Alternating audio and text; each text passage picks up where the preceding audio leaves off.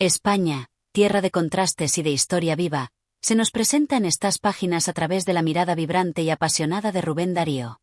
En España contemporánea, el gran poeta nicaragüense recorre sus calles, conversa con sus intelectuales y retrata un país en plena transformación, atrapado entre el peso de su glorioso pasado y las incertidumbres de un futuro incierto. Esta obra no es solo un análisis político o social, sino un canto poético a la esencia de España, a sus escritores, sus artistas y sus costumbres. A través de su prosa, Darío nos sumerge en el alma de un país en crisis, en sus luces y sombras, en su esplendor y su decadencia. Acompáñanos en este viaje por la España de finales del siglo XIX y principios del XX, vista por los ojos de uno de los más grandes modernistas. Descubramos juntos cómo este país, con su riqueza cultural y su espíritu indomable, dejó una huella imborrable en la literatura y el pensamiento de su tiempo. Capítulo 1. Un viaje a la España de fin de siglo. El tren avanza como un espectro de hierro, arrastrando consigo la melancolía de un tiempo que se resiste a marcharse. Cruza los campos resecos de la vieja Castilla, donde la tierra, áspera y curtida por el sol, se extiende como un océano de polvo y espigas doradas. Aquí y allá, dispersos como ruinas de un pasado glorioso, los pueblos dormitan bajo el cielo abrasador, con sus casas encaladas y sus tejados de arcilla roja. Desde la ventanilla, el paisaje se despliega ante mis ojos como un pergamino de siglos, donde la historia ha sido escrita con la sangre de batallas y la tinta de poetas. España, la madre patria de tantas almas errantes, me espera con su rostro marcado por la huella de un pasado que aún pesa sobre sus espaldas. Llego a ella como quien regresa a la morada de un ancestro, con la reverencia del hijo que busca en los rostros de su gente los rasgos de una herencia ineludible. ¿Qué queda de la España de los conquistadores, de los monjes iluminados, de los dramaturgos y los visionarios? ¿Es esta la misma tierra que dio a luz a Cervantes y Lope, a Quevedo y Góngora, a Velázquez y Zurbarán? Mis primeros pasos en Madrid son los de un peregrino que busca las huellas de aquellos que forjaron la esencia de este país. La ciudad se extiende como un laberinto de contrastes, donde la grandeza del pasado convive con la incertidumbre del presente. Sus calles bulliciosas son un hervidero de vida y voces, donde el eco de los pregoneros se mezcla con las discusiones encendidas de los cafés. Aquí, la modernidad se impone tímidamente entre los vestigios de una España que se aferra a su tradición con la misma intensidad con que un viejo soldado aferra su espada desgastada. Los cafés de la capital son el punto de encuentro de los intelectuales, los artistas y los soñadores. En una mesa apartada, Miguel de Unamuno debate con la severidad de un filósofo atormentado, hablando de la necesidad de un pensamiento nuevo, de una España que despierte de su letargo y abrace el espíritu de la modernidad. Ramón del Valle Inclán, con su mirada encendida y su voz afilada, se burla de la pomposidad de la aristocracia y de la hipocresía de los salones literarios. Benito Pérez Galdós, con su gesto discreto, observa la escena con la paciencia de quien ha visto desfilar a generaciones enteras ante sus ojos, escribiendo en sus novelas la verdad de una España que otros prefieren ignorar. Pero más allá de estos círculos donde se fraguan ideas y se moldean las letras del porvenir, la vida de la gente común sigue su curso con la dureza de siempre. En los mercados, las vendedoras gritan sus precios con la misma pasión con la que en las iglesias se rezan las oraciones. En los barrios más humildes, la pobreza se extiende como una sombra perpetua, mientras los aristócratas juegan a la decadencia en sus palacios de mármol. España es una nación atrapada en el filo de la historia, oscilando entre la nostalgia de un imperio perdido y la angustia de un futuro incierto. El crepúsculo tiñe de rojo los tejados de la ciudad, y Madrid, como una reina cansada, se envuelve en la penumbra de la noche. Desde mi ventana, contemplo el resplandor de las farolas encendiéndose una a una, como estrellas artificiales que desafían la oscuridad. Pienso en todo lo que aún me queda por descubrir, en los caminos que me esperan más allá de la capital, en los paisajes y las almas que darán forma a mi viaje. Mañana partiré hacia el corazón de España, hacia los pueblos donde el alma de esta nación late con más fuerza, donde los viejos muros de piedra guardan los secretos de siglos enteros. España, con su historia inabarcable y su espíritu indomable, es un enigma que se resiste a ser descifrado. Y yo, como tantos otros antes que yo, me entrego a la fascinación de descubrirla, de escuchar su voz, de perderme en su memoria infinita. Capítulo 2. Castilla, el alma austera de España. El horizonte castellano se extiende como una inmensa llanura de ocres y dorados, donde el sol parece inmóvil en su trono de fuego. La tierra, dura y áspera como la piel de un anciano, guarda el recuerdo de siglos en su silencio inquebrantable. Castilla no es solo una región, es una esencia, un espíritu que impregna la historia de España con su sobriedad, su orgullo callado y su resistencia imbatible. Aquí nació la lengua que habría de conquistar el mundo, y aquí, en sus pueblos polvorientos y sus ciudades de piedra, se fraguó la identidad de una nación que se aferra a su historia con la tenacidad de un roble que no cede al viento. Mi viaje me lleva primero a Ávila, donde las murallas se alzan como un relicario de tiempos medievales. Las torres y los adarves parecen custodiar el espíritu de Santa Teresa, cuya voz mística aún resuena en los claustros y las iglesias de la ciudad. La sobriedad de los muros de granito es el reflejo de un carácter castellano que desprecia lo superfluo y se entrega a lo esencial, la fe, la palabra, la fortaleza del espíritu. Aquí, donde los inviernos son crueles y los veranos despiadados, la vida ha aprendido a templarse en la adversidad, y los hombres han forjado su templo con la paciencia de quien siembra en la aridez y espera la cosecha sin desaliento. Sigo mi camino hasta Segovia, donde el acueducto romano desafía los siglos con su arquitectura de equilibrio perfecto. No hay argamasa, no hay cemento que sostenga sus piedras, solo la armonía de la ingeniería y la voluntad de quienes lo erigieron con una sabiduría que resiste al tiempo. Bajo su sombra, la ciudad bulle con la vitalidad de siempre, y la historia respira en cada rincón. El Alcázar, con sus torres que evocan castillos de cuentos, se alza como un testimonio del esplendor de los reyes de Castilla, mientras que en las tabernas y mesones se perpetúa la tradición del cochinillo asado, que cruje bajo el filo del cuchillo como si la carne misma celebrara su sacrificio. Más adelante, en la inmensidad de la llanura, me encuentro con los campos de Valladolid, donde el polvo se levanta con el paso de los carros y el susurro de los trigales se confunde con el viento. Aquí, donde Cervantes pasó sus días escribiendo y soñando, se forjó la lengua que habría de dar voz a los sueños de un imperio. Valladolid, la ciudad de los reyes católicos, la cuna de Felipe II, es un rincón donde la historia pesa en el aire como una brisa impregnada de solemnidad. Pero si hay un lugar donde el alma castellana se revela en su máxima expresión, es en Toledo. La ciudad imperial se alza sobre el Tajo como un nido de águilas, con sus calles empinadas y sus laberintos de piedra que parecen contener siglos de secretos. Aquí convivieron cristianos, judíos y musulmanes en una armonía tensa, tejiendo un legado de cultura y sabiduría que aún pervive en sus sinagogas, sus mezquitas y sus catedrales. En la capilla de Santo Tomé, la pincelada del Greco da testimonio de un misticismo que solo en España podía nacer. Rostros alargados, miradas febriles, cuerpos que parecen flotar en un éxtasis de luz y sombra. Castilla es una patria de espíritus recios, de gentes que han aprendido a no esperar favores del destino. Es la tierra de los hidalgos pobres que sostienen su dignidad con la terquedad de un viejo roble, de los labriegos que aran la tierra con la resignación de quien cumple un mandato divino.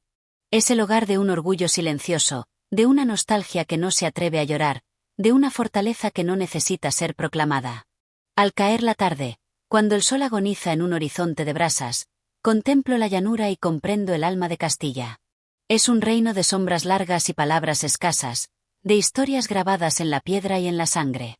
Y mientras el viento sopla entre los trigales, llevo conmigo el susurro de esta tierra indomable, el eco de una España que aún respira en el corazón de su historia. Capítulo 3. Andalucía, la luz y la herida de España. El sol de Andalucía no es como el de Castilla, que cae con severidad sobre la llanura y se hunde en el horizonte con una solemnidad austera. No, aquí la luz es distinta, más viva, más vibrante. Se desliza por las callejuelas como un manto de oro líquido, se filtra a través de los naranjos y de los arcos mudéjares, juega con los reflejos del agua en las fuentes de los patios escondidos.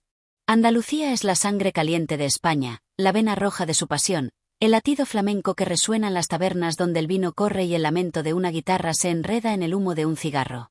Pero Andalucía no es solo su alegría desbordante ni su arte que embriaga los sentidos. Es también el peso de la historia, el eco de los siglos que resuena en sus alcázares, en sus mezquitas convertidas en catedrales, en los restos de la grandeza árabe que aún respiran bajo el cielo andaluz. Es la tierra de las conquistas y las derrotas, del último suspiro de Boabdil en Granada, de los patios silenciosos donde aún se escuchan las voces de poetas y filósofos. Es un crisol donde el alma de España se forjó a fuego lento, entre la dulzura y la tragedia. Sevilla, la reina del sur. Mi viaje por Andalucía comienza en Sevilla, la joya dorada del Guadalquivir, la ciudad que una vez fue la puerta del Nuevo Mundo, el epicentro del comercio indiano, el puerto donde los galeones cargaban oro y especias, sueños y leyendas.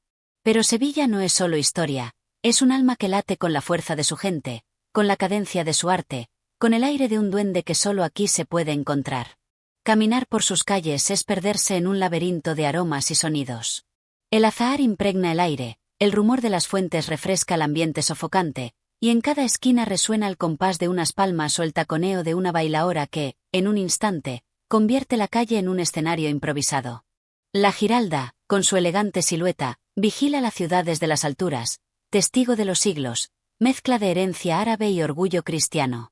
A sus pies, la catedral, inmensa, desafiante, guarda los restos de Cristóbal Colón, el navegante que cambió la historia del mundo. Pero Sevilla es también la ciudad de la Semana Santa, donde el fervor se desborda en las calles y las saetas rasgan el silencio de la noche. Los ojos de los penitentes brillan bajo los capirotes, las imágenes avanzan sobre los hombros de costaleros que cargan con el peso de la devoción y de la historia. Y luego viene la Feria de Abril, explosión de color y vida, donde los caballos trotan elegantes y las sevillanas se bailan con la pasión de quien sabe que la vida es un instante fugaz.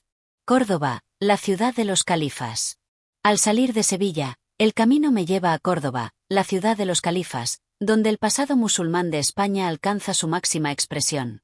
En la orilla del Guadalquivir, el puente romano se extiende como un puente entre los tiempos, conectando el presente con una época en la que Córdoba era el faro del conocimiento, la envidia de Europa, la capital donde florecieron la filosofía, la medicina y la poesía. Y en el corazón de Córdoba está su joya más preciada, la mezquita. Cruzar sus puertas es adentrarse en un bosque de columnas infinitas, donde la luz se filtra en juegos de sombras y reflejos, donde los arcos rojos y blancos se suceden como un eco interminable del pasado glorioso de Al-Ándalus. Aquí, Averroes reflexionó sobre Aristóteles, Maimónides escribió sus tratados, y el conocimiento fluyó como un río que luego fue cegado por la Reconquista.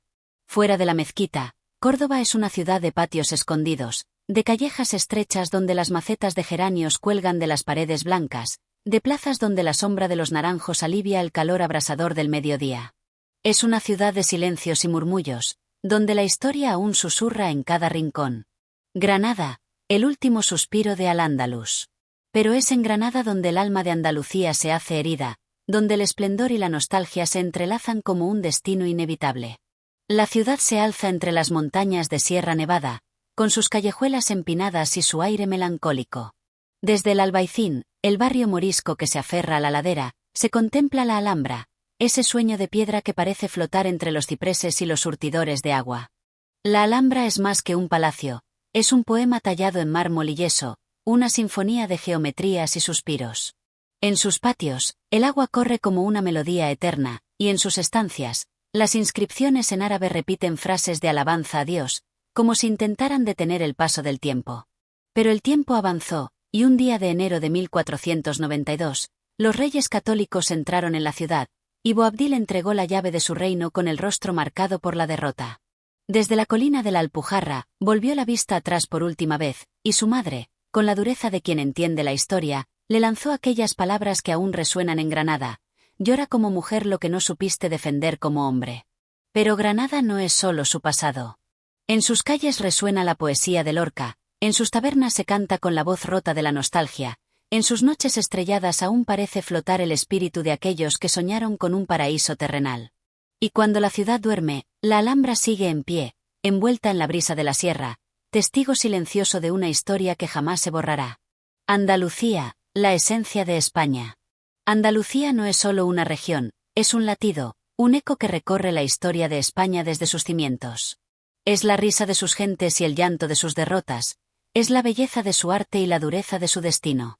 Aquí, el tiempo no es lineal, sino cíclico, porque en cada guitarra, en cada calle empedrada, en cada sombra proyectada por una palmera, resuena el alma de un pueblo que ha sabido resistir, reinventarse y seguir adelante. Cuando me alejo de Andalucía, dejo tras de mí su luz dorada, su aroma a azahar y vino, su historia escrita en los muros de la Alhambra y en las piedras de la mezquita. Pero también me llevo algo dentro, una certeza, un latido que me acompaña. Quien ha pisado esta tierra, quien ha sentido su duende y ha escuchado su historia, ya nunca puede olvidarla. Capítulo 4. Castilla, el alma austera de España. Si Andalucía es la pasión encendida de España, Castilla es su médula, su espíritu endurecido por la historia, su horizonte infinito de campos dorados donde la tierra y el cielo se funden en una soledad majestuosa. Aquí, en esta vasta llanura de tonos ocres y vientos implacables, nació la España que alzó el pendón de la Reconquista, que forjó su destino con la espada y la palabra, que dio al mundo a sus más grandes reyes y a sus más profundos pensadores. Castilla no necesita adornos ni florituras. Es recia y sobria, como sus gentes, que han aprendido a vivir con lo esencial, a hablar con pocas palabras pero con hondura, a caminar erguidos con la dignidad de quien carga con siglos de historia sobre los hombros. Es tierra de hidalgos y de labriegos, de fortalezas y conventos, de inviernos gélidos y veranos abrasadores. Es la tierra de los reyes, de los comuneros, de los poetas que supieron plasmar su esencia en versos inmortales. Toledo, la ciudad de las tres culturas. Mi viaje comienza en Toledo, la ciudad que un día fue el corazón palpitante de España, la joya donde cristianos, judíos y musulmanes convivieron durante siglos, dejando un legado de belleza y conocimiento. Desde lo alto, la ciudad se alza sobre el Tajo, con su imponente alcázar recortado contra el cielo y su maraña de calles empedradas que se retuercen como un laberinto de piedra y sombras. Aquí, cada rincón es historia. La catedral, con su majestuosidad gótica, guarda en su interior tesoros artísticos y el eco de los rezos que durante siglos han elevado sus fieles. En las sinagogas, aún resuena la sabiduría de los rabinos que estudiaron la Torá bajo sus techos mudéjares. Y en las antiguas mezquitas, el arte islámico sigue dejando su huella en arcos de herradura y filigranas delicadas. Pero Toledo no es solo una reliquia del pasado, es también la ciudad del Greco, el pintor que supo captar con su pincel la esencia mística de España. En sus cuadros, los santos y caballeros se alzan con figuras alargadas y miradas encendidas, como si sus almas ardieran con la fe y la pasión de un pueblo que nunca ha conocido la indiferencia. Valladolid, la cuna de reyes y poetas. Dejando atrás Toledo, el camino me lleva a Valladolid, la ciudad que un día fue corte de España, donde Felipe II nació y donde Cervantes escribió algunas de sus más célebres páginas. Aquí, el aire aún está impregnado de los ecos de la historia, de los discursos de los reyes católicos, de las proclamas de los austries, del rumor de los poetas que cantaron a Castilla con amor y melancolía. En sus calles rectilíneas y sobrias, se alzan palacios de piedra oscura, iglesias de fachadas austeras y plazas donde el tiempo parece haberse detenido. Aquí, Quevedo lanzó sus sátiras mordaces, Góngora elevó su poesía a lo sublime, y Zorrilla compuso los versos de su Don Juan Tenorio, la obra que inmortalizó el espíritu romántico de España. Pero Valladolid también es la ciudad donde murió Colón, el navegante que cambió el destino del mundo y que, sin embargo, partió de esta vida en el olvido y la pobreza, sin saber que su nombre quedaría grabado para siempre en la historia. Burgos, la fortaleza de Castilla. Más al norte, Burgos se yergue como un bastión de la historia, con su imponente catedral gótica que se alza hacia el cielo como una plegaria de piedra. Aquí descansa el Cid campeador, el héroe castellano por excelencia, el caballero que encarna el honor, la lealtad y la valentía de un pueblo que nunca se rinde. Las tierras de Burgos son duras y frías, como su gente, que ha aprendido a resistir las inclemencias del clima y de la historia. Es una tierra de monasterios y castillos, de leyendas y batallas, de caminos que llevan a Santiago, el destino de los peregrinos que han cruzado España en busca de redención. Salamanca, la luz del saber. Pero si hay un lugar en Castilla donde la piedra cobra vida, donde la historia se viste de oro al atardecer, donde el conocimiento ha sido la más alta nobleza, ese lugar es Salamanca. Su universidad, una de las más antiguas de Europa, ha sido cuna de sabios y humanistas, de teólogos y astrónomos, de juristas que moldearon las leyes del mundo. Aquí enseñó Fray Luis de León, que sufrió la persecución de la Inquisición y que, al volver a su cátedra tras años de prisión, comenzó su lección con la serenidad de quien sabe que la verdad no se doblega, decíamos ayer. Las calles de Salamanca son un canto a la piedra y a la luz. La Plaza Mayor, con su armonía perfecta, es un escenario donde la vida se despliega con elegancia. La Casa de las Conchas, con su misteriosa decoración, guarda en su interior los secretos de otra época. Y en la fachada de la universidad, los estudiantes aún buscan la rana esculpida, símbolo de la sabiduría y la perseverancia. Castilla, la esencia de España. Castilla no deslumbra con el fulgor de Andalucía ni seduce con el verdor del norte. Su belleza es más sobria, más callada, más profunda. Es una belleza que se siente en la inmensidad de sus campos, en la rectitud de sus torres, en la severidad de sus iglesias, en la dignidad de sus gentes. Aquí, el tiempo avanza con la lentitud de los días de invierno y con la constancia de los ríos que han tallado su camino en la roca. Aquí, las palabras pesan, los silencios hablan, los gestos cuentan historias. Aquí nació el idioma español, con la fuerza de sus consonantes y la claridad de su gramática, con la musicalidad de sus versos y la rotundidad de su discurso. Cuando dejo atrás Castilla, me llevo en la mirada su horizonte interminable y en el alma la certeza de haber caminado por la tierra donde España aprendió a ser ella misma. Porque Castilla no es solo una región, es el corazón de un país que, a través de sus conquistas y sus derrotas, de sus sueños y sus desengaños, ha sabido forjar un destino que aún hoy sigue escribiéndose con la tinta de su historia. Capítulo 5. El espíritu indomable de Aragón. Aragón, tierra de montañas y ríos impetuosos, de reyes guerreros y monasterios silenciosos, de ciudades que fueron testigos de gestas heroicas y de pueblos donde el tiempo parece haberse detenido. En esta región de contrastes, donde la rudeza del paisaje se funde con la grandeza de su historia, la esencia de España toma una forma única, indómita, perseverante, orgullosa de su pasado y dueña de su destino. Si Castilla representa la sobriedad y Andalucía el fuego, Aragón es la tenacidad hecha tierra. Sus gentes, marcadas por el viento que barre los campos y esculpe los rostros, han aprendido a resistir la adversidad con el temple de los que nunca se rinden. Aquí nacieron reyes que expandieron sus dominios por el Mediterráneo, aquí surgieron poetas que supieron cantar la gloria y la tragedia de su patria, aquí la historia se ha escrito con el acero de las espadas y con la tinta de los fueros. Zaragoza, la ciudad que nunca se rinde. El viaje por Aragón comienza en Zaragoza, la eterna capital del Ebro, donde el pasado y el presente se entrelazan en un laberinto de calles llenas de historia. Su corazón late en la Plaza del Pilar, donde la majestuosa basílica se alza como un símbolo de fe y resistencia. Cuentan las crónicas que fue aquí donde la Virgen María se apareció al apóstol Santiago sobre un pilar de jaspe, dando origen a una de las devociones más arraigadas de España. Pero Zaragoza no es solo una ciudad de fe, sino también de guerra y heroísmo. En sus calles aún resuena el eco de los cañones napoleónicos que durante los sitios de 1808 y 1809 convirtieron la ciudad en un símbolo de resistencia. Hombres, mujeres y niños defendieron sus hogares con un arrojo que asombró al mundo. José de Palafox, Agustina de Aragón y tantos otros nombres quedaron grabados en la memoria de España como ejemplos de una determinación que no conoce la rendición. Los Pirineos, la frontera natural y el alma de Aragón. Desde Zaragoza, el camino asciende hacia el norte, donde los Pirineos se alzan como un muro colosal que separa España de Francia. Estas montañas, que han sido testigos de batallas y refugio de pastores, guardan en sus valles la esencia más pura de Aragón. Aquí, en los monasterios que se aferran a las laderas como nidos de águila, se forjaron los cimientos del reino. San Juan de la Peña, con su impresionante iglesia excavada en la roca, es más que un monumento, es un testimonio de la fe y la perseverancia de un pueblo. Bajo sus arcos medievales, la leyenda del Santo Grial encuentra su refugio, y las tumbas de los primeros reyes de Aragón recuerdan un tiempo en que la espada y la cruz iban de la mano en la construcción de un reino. Pero los Pirineos no solo son historia, sino también naturaleza en su estado más salvaje. Los valles de Ordesa y Benasque, con sus cascadas rugientes y sus bosques de hayas y abetos, son un canto a la belleza indomable del mundo.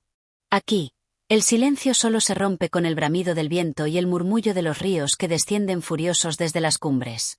Teruel, la joya escondida. Al sur de Aragón, Teruel se alza como una joya oculta, una ciudad donde el arte mudéjar alcanza su máxima expresión y donde la historia se ha tejido con hilos de amor y tragedia. Sus torres de ladrillo decorado, sus iglesias de techumbres estrelladas y sus callejuelas empedradas transportan al viajero a un tiempo en que las culturas cristiana y musulmana convivían en un delicado equilibrio. Pero Teruel es también la ciudad de los amantes, cuyo destino trágico ha quedado inmortalizado en la leyenda. Juan Diego y Isabel, separados por la fortuna y unidos en la muerte, descansan en un mausoleo que aún hoy conmueve a quienes contemplan sus yacentes esculturas, cuyas manos, casi rozándose, simbolizan el amor que ni la muerte pudo borrar.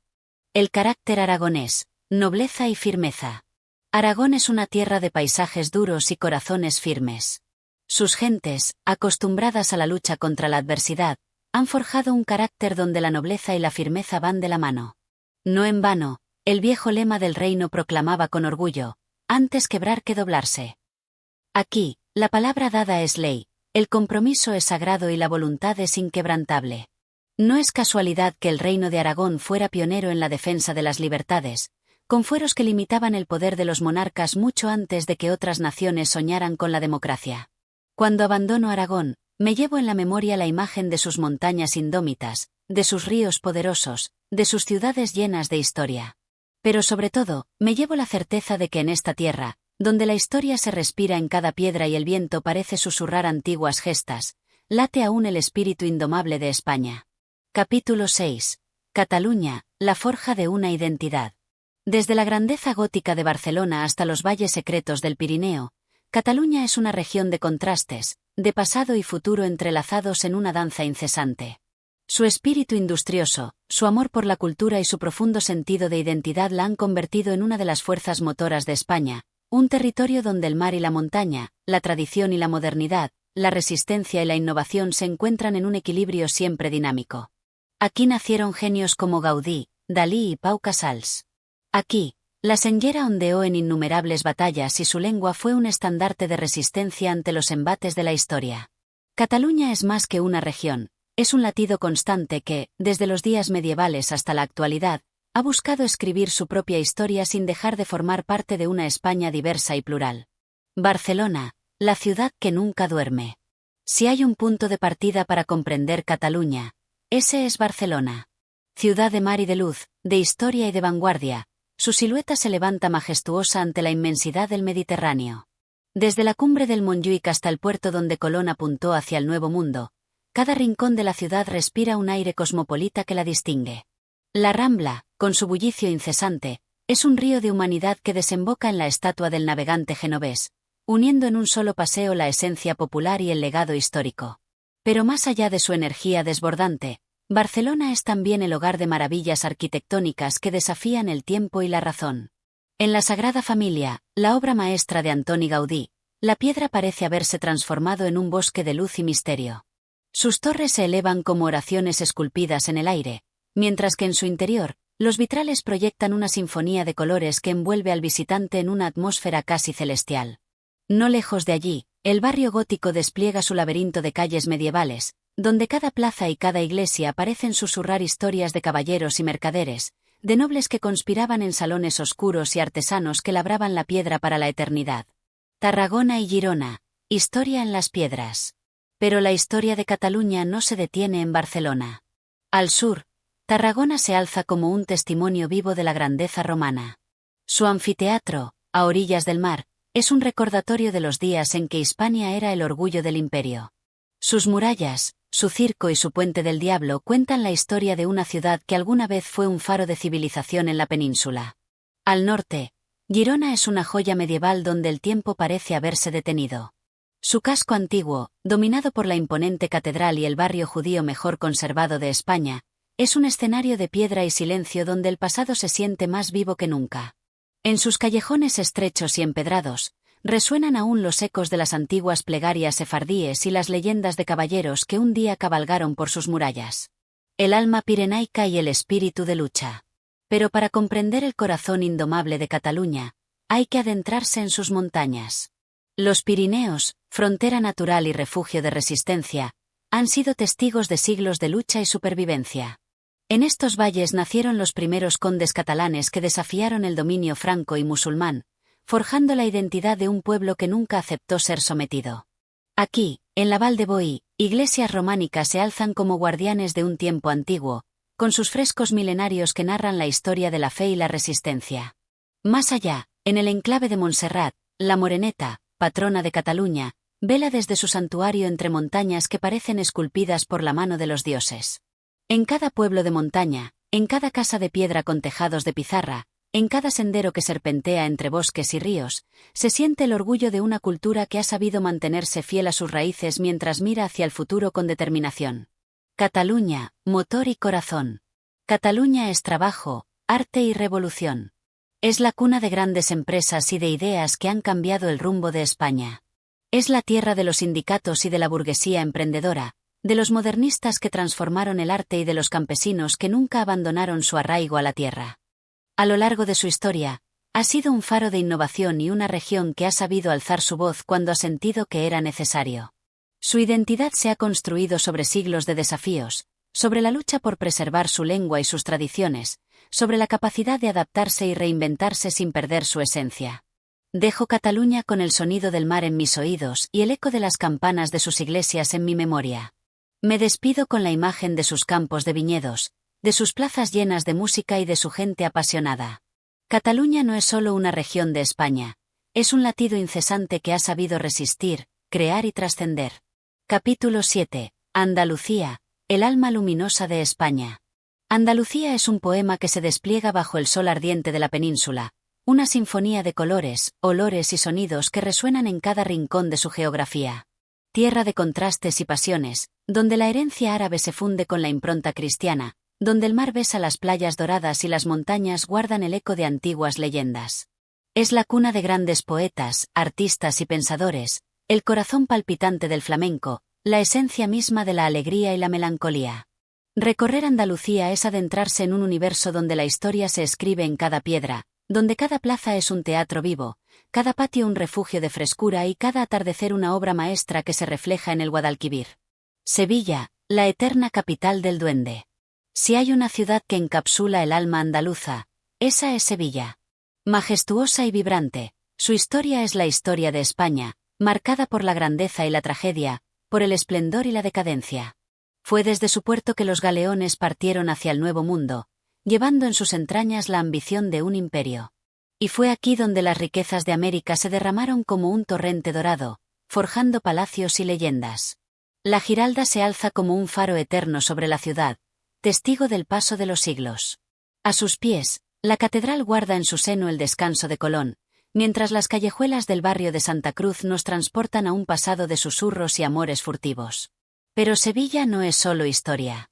Es el latido del flamenco en el barrio de Triana, es la explosión de vida en la Feria de Abril, es la solemnidad sobrecogedora de la Semana Santa, cuando las imágenes sagradas recorren las calles entre el aroma del incienso y el sonido de las saetas.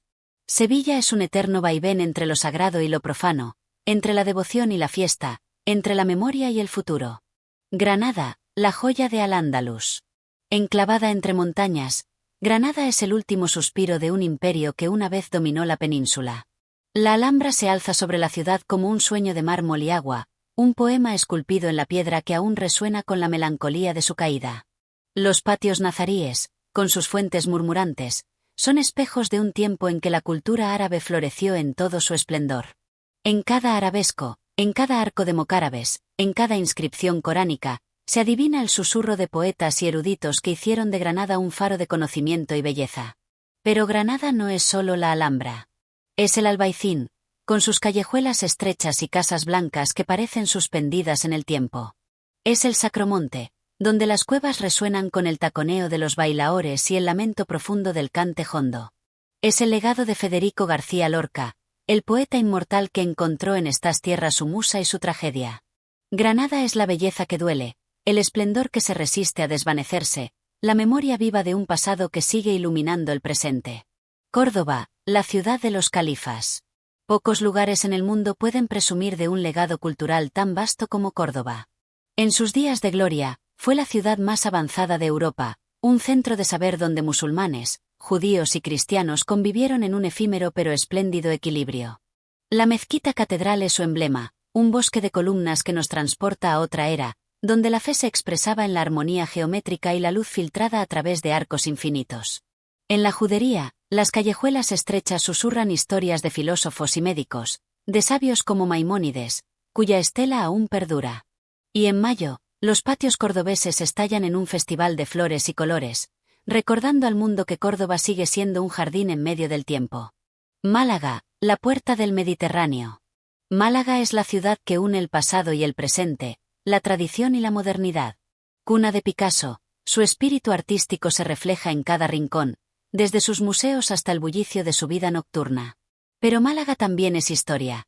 Su alcazaba y su teatro romano nos hablan de un tiempo en que fenicios, romanos y árabes dejaron su huella en estas costas. Hoy, su puerto sigue siendo un puente entre continentes, una invitación a explorar la Costa del Sol, donde pueblos blancos como Mijas y Nerja brillan bajo el sol inclemente del sur. Cádiz, la ciudad que mira al mar. Si hay una ciudad en Andalucía que vive con un pie en la historia y otro en la inmensidad del océano, esa es Cádiz. La más antigua de las ciudades occidentales, fundada por los fenicios hace más de 3000 años, ha sido testigo de conquistas y descubrimientos, de guerras y esplendores. Su casco antiguo es un laberinto de callejuelas que desembocan en plazas donde la vida transcurre con la calma de quien ha visto pasar los siglos. Su catedral dorada brilla bajo el sol atlántico, mientras la caleta, con sus barcas varadas en la arena, es un recordatorio de que Cádiz siempre ha sido una ciudad de navegantes, soñadores y aventureros. Andalucía, un sentimiento eterno. Andalucía es más que sus ciudades, más que sus paisajes. Es un espíritu que se siente en la piel, en el alma.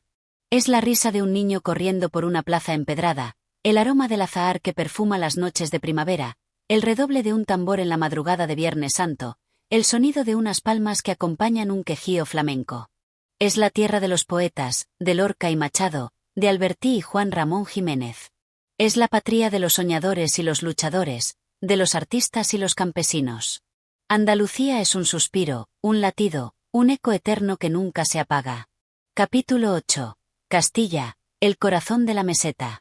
Castilla es el alma austera de España, una tierra que se extiende como un mar inmóvil de llanuras doradas, surcadas por el viento y el silencio. Es la tierra donde el espíritu de la Reconquista forjó su templo, donde los reyes erigieron sus fortalezas y donde el castellano, la lengua que un día dominaría al mundo, se hizo voz y verbo. Es un paisaje de pueblos dormidos, de iglesias románicas que se alzan como testigos de una fe inquebrantable, de castillos en ruinas que guardan historias de caballeros y de batallas olvidadas. Pero, sobre todo, es la tierra de Don Quijote, aquel hidalgo que, armado con su locura, convirtió las llanuras castellanas en el escenario de la más grande de las epopeyas. Toledo, la ciudad de las tres culturas. En el corazón de Castilla, Toledo se alza como una joya inmortal, suspendida en el tiempo sobre la roca que ciñe el Tajo. Sus callejuelas estrechas son un laberinto donde la historia se entrelaza con la leyenda, donde la herencia cristiana, judía y musulmana aún resuena en cada piedra, en cada arco, en cada plaza. La catedral, imponente y solemne, es un testimonio del esplendor gótico, mientras que el Alcázar, erguido con orgullo, nos recuerda los días en que Toledo fue el centro neurálgico de España. Pero más allá de sus monumentos, Toledo es el reflejo de un pasado en el que la convivencia de culturas dio fruto a una riqueza intelectual y artística sin igual. Es la ciudad del Greco, el pintor que supo capturar la esencia de un tiempo y de un pueblo en sus figuras alargadas, en sus cielos tormentosos, en sus colores encendidos. Ávila, la muralla del tiempo.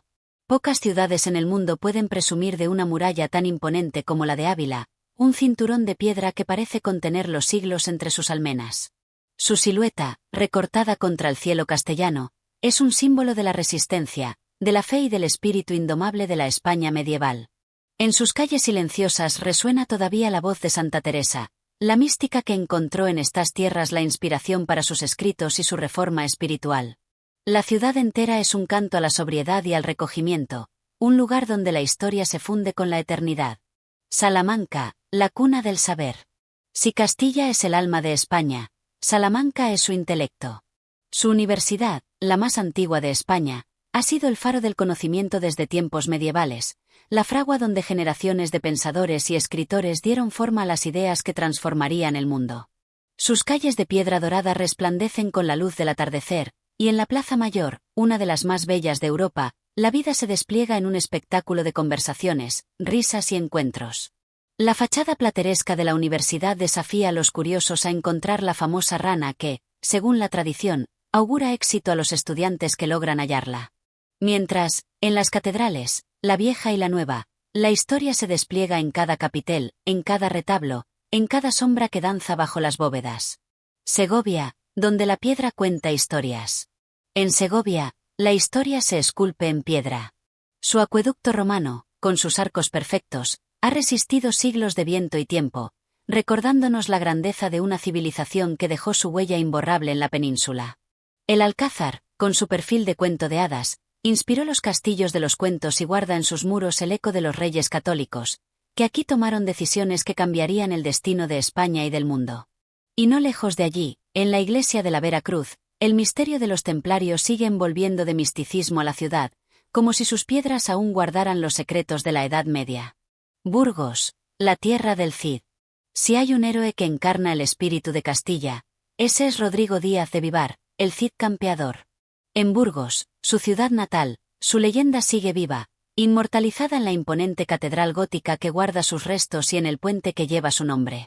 Burgos es también el paso de los peregrinos que, camino a Santiago, encuentran aquí un respiro entre sus monasterios y plazas. La Cartuja de Miraflores, con su delicado arte funerario, es una joya oculta, un rincón de paz en una ciudad que, aunque austera, deslumbra con la grandiosidad de su historia. La Castilla eterna. Castilla es un viaje al corazón de España, un recorrido por su esencia más pura.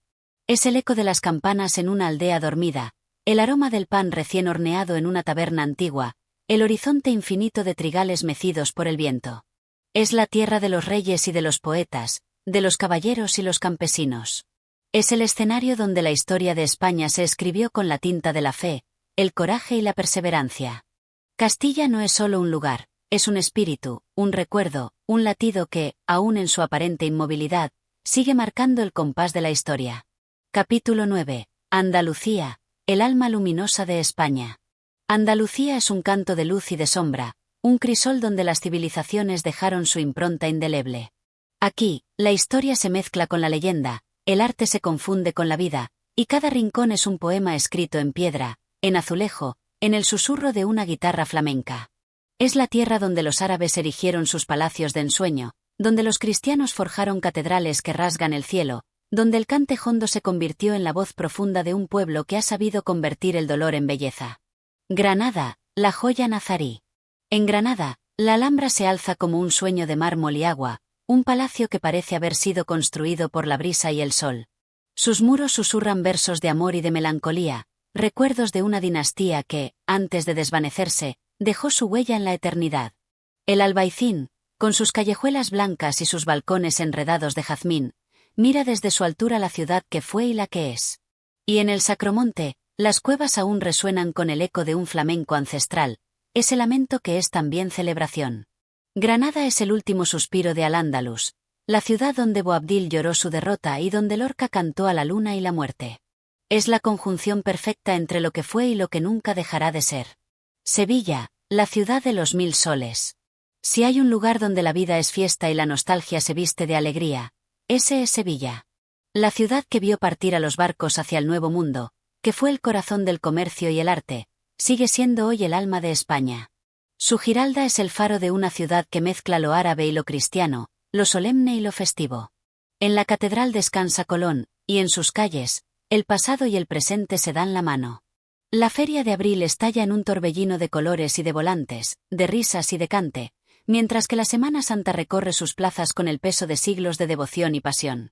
Sevilla es un fuego que nunca se apaga, una melodía que no deja de sonar. Córdoba, el esplendor del califato. En Córdoba, la mezquita sigue siendo el testimonio de un tiempo en que la sabiduría era la mayor riqueza.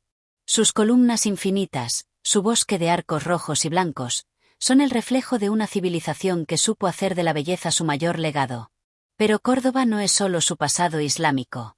En sus patios, cubiertos de flores, palpita el alma de una ciudad que aún conserva el espíritu de Roma, de los judíos, de los cristianos que la hicieron suya sin borrar lo que fue. Es la ciudad de Séneca, de Maimónides, de Góngora. Un lugar donde la filosofía se mezcla con la poesía, donde la historia no es solo un recuerdo, sino una presencia viva. Málaga, la perla del Mediterráneo. Málaga es el sol reflejado en el mar, la ciudad donde la brisa marina acaricia las ruinas de un teatro romano y las torres de una alcazaba musulmana. Es la cuna de Picasso, el genio que transformó el arte y dejó su huella en cada lienzo, en cada trazo que desafió la realidad. En sus playas, la vida transcurre con el ritmo pausado de quienes han aprendido a disfrutar cada instante. En sus calles, la alegría se mezcla con el sabor del vino dulce y el aroma de los espetos asados a la orilla del mar. Málaga es el sur en su esencia más pura, un lugar donde el tiempo se diluye en la luz dorada de los atardeceres. Cádiz, la eterna vigía del Atlántico. Cádiz es una ciudad que huele a sal y a historia, que resiste el embate de los siglos como una nave anclada en el tiempo. Aquí nació la primera Constitución española, aquí llegaron y partieron exploradores y comerciantes, aquí el océano ha dictado siempre el destino de quienes la habitan. Su carnaval es una explosión de ingenio y de crítica, una voz que, entre risas y coplas, desnuda la verdad de un pueblo que ha aprendido a reírse incluso de la adversidad. Cádiz es la risa del sur, pero también su resistencia, su eterna mirada al horizonte. Andalucía, la síntesis de España. Andalucía no es solo una región, es un estado del alma. Es el lugar donde las culturas se fundieron para crear algo único, donde la historia dejó de ser pasado para convertirse en esencia. Es el duende del flamenco y la solemnidad de la Semana Santa. Es el eco de los poetas y la voz de los cantares populares. Es la tierra donde la tristeza y la alegría caminan de la mano, donde la vida y la muerte son solo dos caras de la misma moneda. Andalucía es España en su forma más pura, en su forma más intensa, en su forma más eterna. Capítulo 10. Cataluña, la forja de una identidad. Cataluña es una tierra de contrastes, un territorio donde la tradición y la modernidad han tejido una historia singular. Desde sus raíces medievales hasta su auge industrial, desde la poesía de sus trovadores hasta la rebeldía de sus vanguardistas, la esencia catalana es una combinación de orgullo, creatividad y resistencia. En sus ciudades y pueblos se levantan monumentos de piedra y de ideas, símbolos de una identidad que se ha construido a lo largo de los siglos. En sus costas y montañas se esconde el espíritu de un pueblo que ha sabido mirar al mar sin olvidar la tierra. Barcelona, la joya mediterránea. Si hay una ciudad que encarna el alma de Cataluña, esa es Barcelona. Cosmopolita y arraigada, vanguardista y medieval, la capital catalana es una sinfonía de estilos, una amalgama de tiempos que conviven en un solo lugar. Las Ramblas, con su bullicio interminable, son el latido de la ciudad. En cada esquina, un artista callejero, un café con historia, una mirada que se pierde en la multitud. Desde el barrio gótico hasta el Paseo de Gracia, Barcelona es un laberinto donde lo antiguo y lo nuevo se entrelazan en una danza infinita.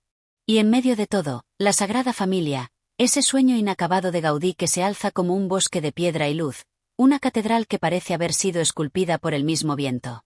Pero Barcelona no es solo su arquitectura. Es también la ciudad de Picasso, de Miró, de los poetas que la hicieron su musa. Es la ciudad que vio la euforia de los Juegos Olímpicos, la que vibra en cada partido del Camp Nou, la que respira arte y pasión en cada rincón. Girona, la fortaleza del tiempo. A orillas del río Onllar, Girona se alza con la dignidad de los siglos. Su casco antiguo, con sus murallas bien conservadas, es un reflejo de su historia de resistencia y esplendor. El Cal, el barrio judío, es testimonio de un pasado donde culturas diversas convivieron y se enriquecieron mutuamente. Sus callejones empedrados, sus patios escondidos, guardan los ecos de una comunidad que dejó su impronta en la identidad catalana. El puente de hierro, diseñado por Gustave Eiffel, une el pasado con el presente, mientras que la catedral, con su imponente escalinata, parece una puerta hacia otra época. Girona es una ciudad que se ha mantenido firme frente a los embates del tiempo, un refugio donde la historia sigue viva en cada piedra. Tarragona, la herencia romana. Tarragona es el eco de Roma en la península ibérica. Su anfiteatro, con vistas al Mediterráneo, es un recordatorio de un tiempo en que gladiadores y emperadores caminaban por estas tierras. Las murallas, el circo, el acueducto, cada vestigio es una página de un libro de historia que aún se escribe. Pero Tarragona no es solo ruinas. Es también una ciudad que late con fuerza, con sus festivales, con su cultura popular, con el aroma de la calcotada en invierno y la brisa salina en verano. Lleida, la puerta de los Pirineos. En el interior de Cataluña, Lleida se alza con su catedral de la Seu Vella, majestuosa sobre la colina, como una vigía del pasado. Tierra de campesinos y guerreros, de ríos y valles, Lleida es un lugar donde la esencia rural se mezcla con la historia y la modernidad. Aquí, la tradición catalana se siente en la lengua, en la gastronomía, en las fiestas que marcan el ritmo del año. Es la puerta hacia los Pirineos, donde la naturaleza se vuelve protagonista y donde la historia se funde con el paisaje. El alma de Cataluña. Cataluña es una tierra de mar y de montaña, de piedra y de modernismo, de tradición y de cambio. Es la cuna de artistas que rompieron moldes, de escritores que cantaron a su pueblo, de movimientos que desafiaron lo establecido. Es la tierra de las sardanas y los castellers, de la calcotada y el pan con tomate, de los monasterios medievales y los rascacielos de cristal. Cataluña es una identidad forjada en el tiempo, un lugar donde la historia no se recuerda, sino que se vive a cada instante. Capítulo 11. El País Vasco, entre la tradición y la modernidad. El País Vasco es una tierra de contrastes, de montañas indómitas y costas salvajes, de antiguas tradiciones y vibrante innovación. Aquí, el pasado y el futuro caminan de la mano, entre la historia de un pueblo que ha sabido conservar su esencia y una modernidad que lo proyecta hacia el mundo. Desde los verdes valles de Guipúzcoa hasta la potencia industrial de Vizcaya, desde la solemnidad de Vitoria hasta el espíritu cosmopolita de Bilbao, el País Vasco es un territorio que se define por su carácter inquebrantable y su amor por la libertad. Bilbao, la transformación de un pueblo. Si hay una ciudad que representa el cambio en el País Vasco, esa es Bilbao. Lo que alguna vez fue una urbe marcada por la industria pesada y el humo de las fábricas, hoy es un centro cultural y artístico de renombre internacional. El Museo Guggenheim, con su estructura de titanio y curvas imposibles, simboliza la transformación de una ciudad que se reinventó sin perder su identidad. Junto a él, el casco viejo aún guarda el alma bilbaína, con sus tabernas donde la conversación se mezcla con el aroma de los pinchos y el chacoli. Pero Bilbao es también la ría, las grúas que aún susurran historias de un pasado obrero, el puente colgante de Portugalete, que une tradición e innovación en una sola estructura. Es una ciudad que ha sabido evolucionar sin olvidar sus raíces. San Sebastián, la joya del Cantábrico. San Sebastián es la elegancia, la luz que se refleja en la bahía de la Concha, el sonido del mar rompiendo contra el peine del viento. Es la ciudad donde la gastronomía alcanza la categoría de arte, donde cada bocado de un pincho es una explosión de sabores que se mezclan con la brisa marina. Pasear por sus calles es viajar en el tiempo, entre edificios de aire francés y rincones que aún guardan el espíritu de una Belle Époque que nunca se ha marchitado. Pero San Sebastián no es solo un destino de postal, es también el corazón de la cultura vasca, con su Festival Internacional de Cine, su amor por la música y su defensa de la lengua y las tradiciones. Vitoria, la capital del equilibrio. Vitoria es la serenidad, la ciudad que no alardea pero que se deja descubrir con cada paso. Su casco antiguo es una maravilla medieval, con la Catedral de Santa María alzándose como testigo de los siglos. Pero Vitoria es también una ciudad verde, con parques y jardines que la han convertido en una de las urbes más sostenibles de España. Aquí, la modernidad y la tradición encuentran un punto de encuentro, en una tierra donde la historia sigue viva y el presente se construye con respeto y visión de futuro.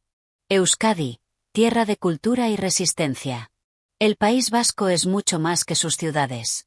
Es la fuerza de sus montañas, la bravura de su mar, la historia de un pueblo que ha sabido mantenerse firme ante los desafíos del tiempo.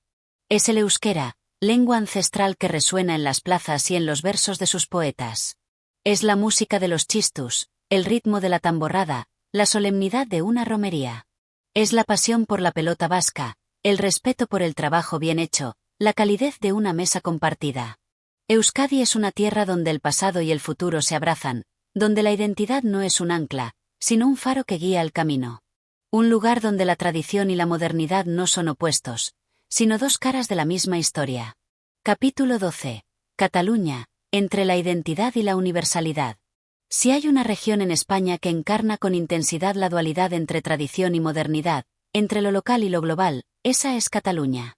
Tierra de contrastes y de pasiones, de montañas imponentes y costas bañadas por la luz mediterránea, Cataluña es un mosaico de historia, cultura y creatividad.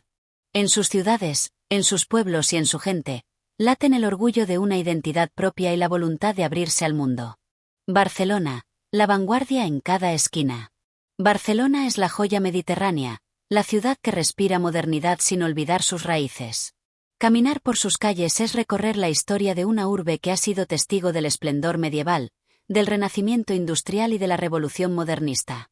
La Rambla, con su bullicio incesante, es un río de vida que desemboca en el puerto, donde Colón aún señala un horizonte que Cataluña nunca ha dejado de mirar. La Sagrada Familia, con sus torres que desafían el cielo, es el símbolo de una ciudad en constante construcción, un sueño de Gaudí que sigue creciendo con el tiempo. Pero Barcelona es también el Raval y el Born, barrios donde el pasado medieval convive con la cultura urbana y el arte contemporáneo. Es la Barceloneta, con su aroma a sal y a paella, y el Eixample, con sus calles ordenadas como un tablero de ajedrez que esconden rincones de asombrosa belleza. Es también una capital de la intelectualidad, con universidades y bibliotecas que han sido cuna de grandes pensadores y escritores.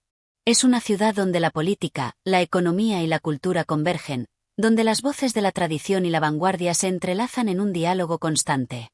Girona, la historia en cada piedra. Si Barcelona es la modernidad, Girona es la esencia del pasado, una ciudad donde cada calle empedrada es un viaje en el tiempo. Su casco antiguo, con la majestuosa catedral y el barrio judío mejor conservado de Europa, es un testimonio de siglos de historia. El río Oñar refleja en sus aguas las casas de colores que parecen salidas de un cuadro impresionista. Sus puentes conectan el ayer con el hoy, la memoria con el presente. Girona es una ciudad que se descubre sin prisas, donde cada rincón es un relato y cada plaza, un eco de tiempos lejanos. Tarragona, el legado de Roma. Tarragona es la huella imborrable del Imperio Romano en la península ibérica. Su anfiteatro, bañado por la brisa del mar, es un vestigio de un tiempo en que esta ciudad era la gran capital del Mediterráneo occidental. Caminar por sus calles es sentir la presencia de los antiguos emperadores, de los gladiadores que combatieron en la arena, de los mercaderes que trajeron riqueza desde los confines del mundo. Tarragona es una ciudad que respira historia, un lugar donde las piedras hablan y el mar susurra relatos de conquistas y viajes sin fin. Lleida, la Cataluña interior. Más allá de la costa, en el corazón de la tierra catalana, se encuentra Lleida, la gran desconocida. Rodeada de campos de trigo y frutales, esta ciudad ha sido testigo de guerras y reconstrucciones, de esplendores y olvidos. Su Seu Vella, la imponente catedral que domina el horizonte, es un faro de piedra que vigila el paso del tiempo. En sus llanuras, la vida transcurre con un ritmo distinto, marcado por las estaciones y por la sabiduría de la tierra. Cataluña, la cultura como bandera. Si algo define a Cataluña es su profunda vocación cultural. Desde los trovadores medievales hasta los cineastas contemporáneos, esta tierra ha sido cuna de artistas, escritores y músicos que han marcado la historia. Joan Maragall y Salvador Espriu en la poesía, Joan Miró y Antoni Tàpies en la pintura, Pau Casals en la música, Mercè Rodoreda en la literatura. Cataluña ha sabido proyectar su cultura al mundo, haciendo de su lengua y su arte un puente hacia la universalidad. Una identidad en constante construcción. Cataluña es una tierra de contrastes, de tensiones y armonías, de mar y montaña, de tradición y futuro. Es un lugar donde la identidad no es un concepto rígido, sino un proceso en permanente evolución. Aquí, las tradiciones siguen vivas en las fiestas populares, en los castells que desafían la gravedad, en la sardana que une a generaciones. Pero también en la innovación tecnológica, en la ciencia, en la industria que hace de Cataluña uno de los motores de Europa. Es una tierra que se busca a sí misma mientras avanza, que mira al pasado sin dejar de caminar hacia el futuro. Es un crisol de ideas, una encrucijada de culturas, un pueblo que, entre la identidad y la universalidad, sigue escribiendo su propia historia. Capítulo 13. Andalucía, el alma luminosa de España. Si España tiene un corazón vibrante donde la historia, la pasión y la poesía se entrelazan en una danza eterna, ese corazón es Andalucía. Tierra de luz y de sombra, de cantares y silencios, de pasado glorioso y presente orgulloso, Andalucía es un universo en sí misma, una fusión de culturas que han tejido su identidad con hilos dorados de leyenda y realidad. Desde las calles estrechas de sus barrios antiguos hasta la inmensidad de sus campos y mares, cada rincón de esta tierra resuena con ecos de Al-Ándalus, con el repique de las guitarras flamencas, con el aroma a azahar y el sonido de los pasos de caballo sobre los adoquines. Sevilla, la capital del duende y la alegría. Sevilla no es solo una ciudad, es un estado del alma. Es un perfume de jazmín en una noche cálida, el reflejo de la Giralda en el Guadalquivir, la música de una guitarra solitaria que rompe el silencio del alba. Recorrer su casco antiguo es sumergirse en una historia que ha sido escrita en árabe y en castellano, en oro y en piedra. La catedral, majestuosa y solemne, guarda el espíritu de los siglos, mientras que el barrio de Santa Cruz susurra los secretos de poetas y enamorados. El Alcázar, con sus patios de geometría perfecta, habla de sultanes y reyes, de pactos y traiciones, de un tiempo en que Sevilla era el punto de encuentro de dos mundos. Y luego está Triana, el alma gitana de la ciudad, donde el flamenco no es espectáculo, sino vida, donde las voces desgarradas cuentan historias de amor y de pérdida con la intensidad de quien siente el mundo en cada nota. Y cuando llega la feria, Sevilla se viste de colores y risas, de farolillos y volantes, de cantes y jinetes. Es el alma de Andalucía desbordándose en una celebración que no es solo fiesta, sino afirmación de una identidad. Granada, la última luz de Al-Ándalus. Granada es el suspiro de Boabdil, la nostalgia de un reino perdido, la maravilla de la Alhambra al anochecer. Es la ciudad donde el tiempo se detiene y el pasado aún respira en cada rincón. En sus calles empedradas se escuchan los ecos de los poetas árabes que cantaron a sus jardines, a sus palacios, a sus fuentes. La Alhambra es el testamento de una civilización que hizo del arte su refugio y de la belleza su mayor legado. Sus muros, cubiertos de inscripciones que alaban la grandeza de Alá, son la prueba de que la arquitectura puede ser oración y poesía a la vez. Pero Granada es también el Albaicín, con sus casas encaladas y sus vistas imposibles. Es el Sacromonte, donde las cuevas resguardan el duende del flamenco más puro. Es la Sierra Nevada, que con su blancura invernal se alza como guardiana eterna de la ciudad. Aquí, la historia no se ha marchado, solo se ha ocultado en los susurros del viento que recorre sus callejones, en la mirada de los viajeros que llegan y nunca se van del todo. Córdoba, la ciudad de los califas. Si Granada es el último suspiro, Córdoba es la cumbre de la gloria andalusí. En su mezquita, el bosque de columnas y arcos infinitos evoca un tiempo en que esta ciudad era el faro de la sabiduría en Occidente, donde filósofos, médicos y poetas discutían en los patios perfumados por las flores. Caminar por su judería es perderse en un laberinto de historia, donde cada callejón es un verso de un poema olvidado. La sombra de Averroes y Maimónides aún se proyecta sobre sus muros, recordándonos que hubo un tiempo en que Córdoba fue el centro del pensamiento y el conocimiento. Pero Córdoba no es solo su pasado. Su gente, su gastronomía, su manera de vivir el tiempo sin prisa, hacen de ella un lugar donde la esencia de Andalucía se conserva intacta. Málaga, la perla del Mediterráneo. Málaga es luz, es mar, es el bullicio de un puerto que nunca duerme. Es la ciudad que vio nacer a Picasso, que se abre al mundo con la hospitalidad de quien siempre ha sido crisol de culturas. Desde la Alcazaba hasta el Teatro Romano, desde las playas de la Costa del Sol hasta las montañas que la rodean, Málaga es una ciudad de contrastes, donde la historia y la modernidad se abrazan en perfecta armonía. El espíritu indomable de Andalucía. Pero Andalucía no es solo sus grandes ciudades. Es también los pueblos blancos de Cádiz y Almería, que brillan como perlas sobre colinas bañadas por el sol. Es la inmensidad del Parque Nacional de Doñana, donde la naturaleza aún dicta su ley. Es el olivar infinito de Jaén, donde la tierra da su oro líquido, el aceite que embellece su gastronomía. Andalucía es la Semana Santa, con sus procesiones que estremecen hasta al más indiferente.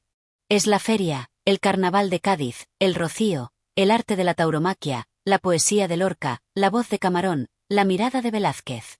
Es el alma de España, el lugar donde la historia no es recuerdo, sino presente. Un territorio donde la belleza se confunde con la vida, donde la alegría y la melancolía conviven como hermanas inseparables, y donde cada atardecer, con su luz dorada sobre los campos, nos recuerda que en Andalucía, el tiempo no se mide en horas, sino en emociones. Capítulo 14. Castilla, el alma de la historia española.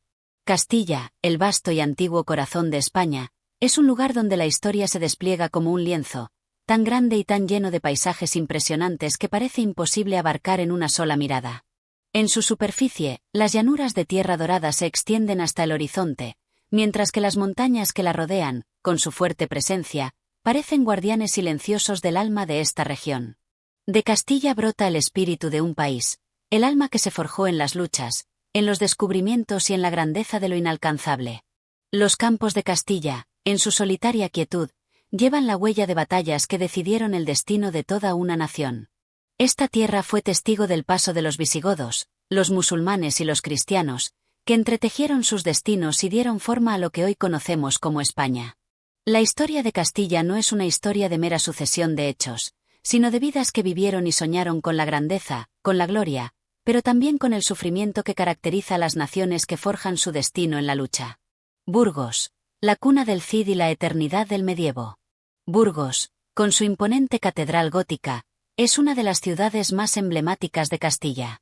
La Catedral de Burgos no es solo una iglesia, es un poema de piedra, que ha resistido siglos de viento y lluvia, que ha presenciado la evolución de un país y que alberga en su interior los restos de Rodrigo Díaz de Vivar, el Cid campeador. Este héroe legendario, cuyas hazañas resonaron en los campos de batalla de la Edad Media, sigue vivo en la memoria colectiva de España, y su figura es un símbolo de la resistencia, la honorabilidad y la lucha por el ideal. El Cid, a través de su espada, no solo derrotó a enemigos, sino que trazó una estampa imborrable de lo que significa ser castellana, un ser decidido, tenaz, que ante la adversidad se levanta, luchando por la justicia y la unidad. Burgos, al ser su cuna, se ve iluminada por la gloria de este personaje histórico que, aunque con el paso de los siglos se haya transformado en leyenda, sigue siendo un faro de honor y coraje. Toledo, la ciudad de las tres culturas. En el corazón de Castilla se alza Toledo, una ciudad de mestizaje y convivencia, que se levanta sobre un río Tajo que, al igual que los siglos, se va modelando y renovando constantemente. La historia de Toledo es, en muchos aspectos, la historia de la tolerancia y del encuentro entre culturas. Fue la capital de los visigodos, un refugio para los musulmanes durante su dominio en la península, y un lugar donde judíos, musulmanes y cristianos convivieron durante siglos, creando una de las sociedades más ricas y complejas de la Edad Media. La antigua judería de Toledo, con sus calles laberínticas y sus balcones de hierro forjado, todavía guarda la esencia de aquella convivencia. Aquí, en este crisol de culturas, la ciencia, el arte y la filosofía florecieron como flores raras que se nutrieron de la pluralidad de pensamientos. Es en Toledo donde el saber se fundió con la espiritualidad y donde la razón encontró un refugio en la sinagoga, la iglesia y la mezquita. Hoy, Toledo sigue siendo la ciudad de la luz y la sombra, de la historia y el mito. La ciudad del Greco, cuya pintura retrató no solo la realidad, sino el alma de los españoles, de la Castilla más profunda y mística. Sus cuadros son una visión de una España que se muestra en sus contrastes, su lucha interna, su deseo de encontrarse a sí misma en medio de la tormenta. Valladolid, la cuna del siglo de oro. Valladolid, la ciudad que vio nacer a algunos de los grandes literatos de la historia española, como Antonio de Nebrija, el autor de la primera gramática de la lengua española, se erige como un centro de erudición, de letras y de cultura. En el siglo de oro, Valladolid fue la sede de la corte, el lugar donde se tejieron muchas de las leyes que sentaron las bases del moderno Estado español. Es en esta ciudad donde las palabras se tornaron tan potentes que la lengua española comenzó a convertirse en una de las lenguas literarias más poderosas del mundo. En las calles empedradas de Valladolid, uno puede caminar y sentir el eco de los pasos de Cervantes, Quevedo y Lope de Vega, cuyas plumas dieron vida a los más grandes textos de la literatura universal. La Plaza Mayor de Valladolid, con su arquitectura austera y su aire nostálgico, refleja el carácter profundo y reflexivo de Castilla.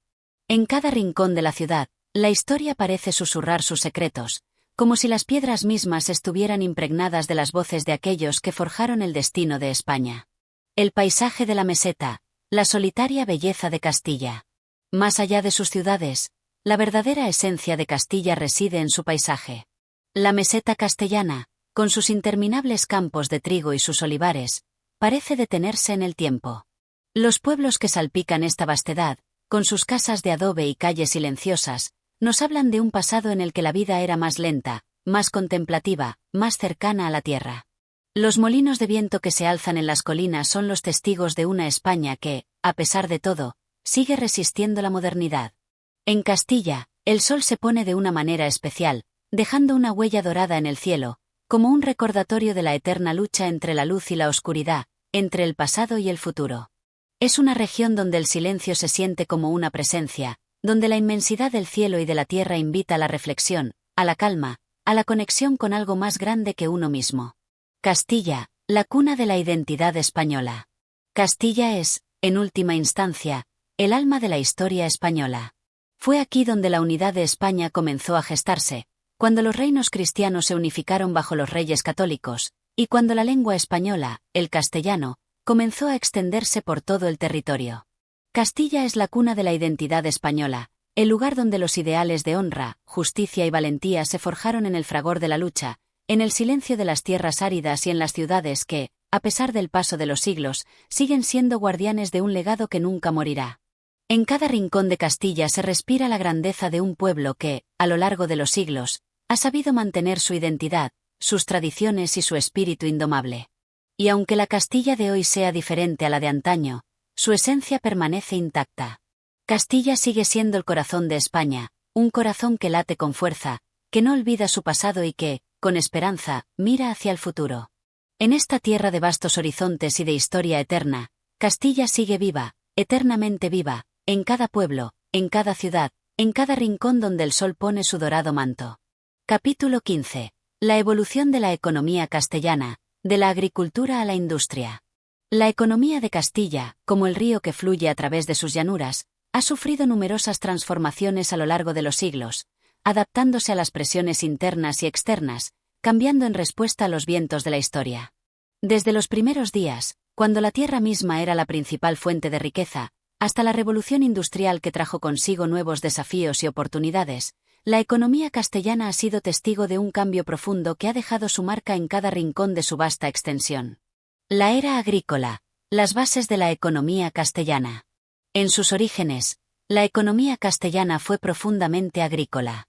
Las vastas llanuras, los campos de cereales y los olivares representaban la riqueza de una región que vivía al ritmo de la tierra.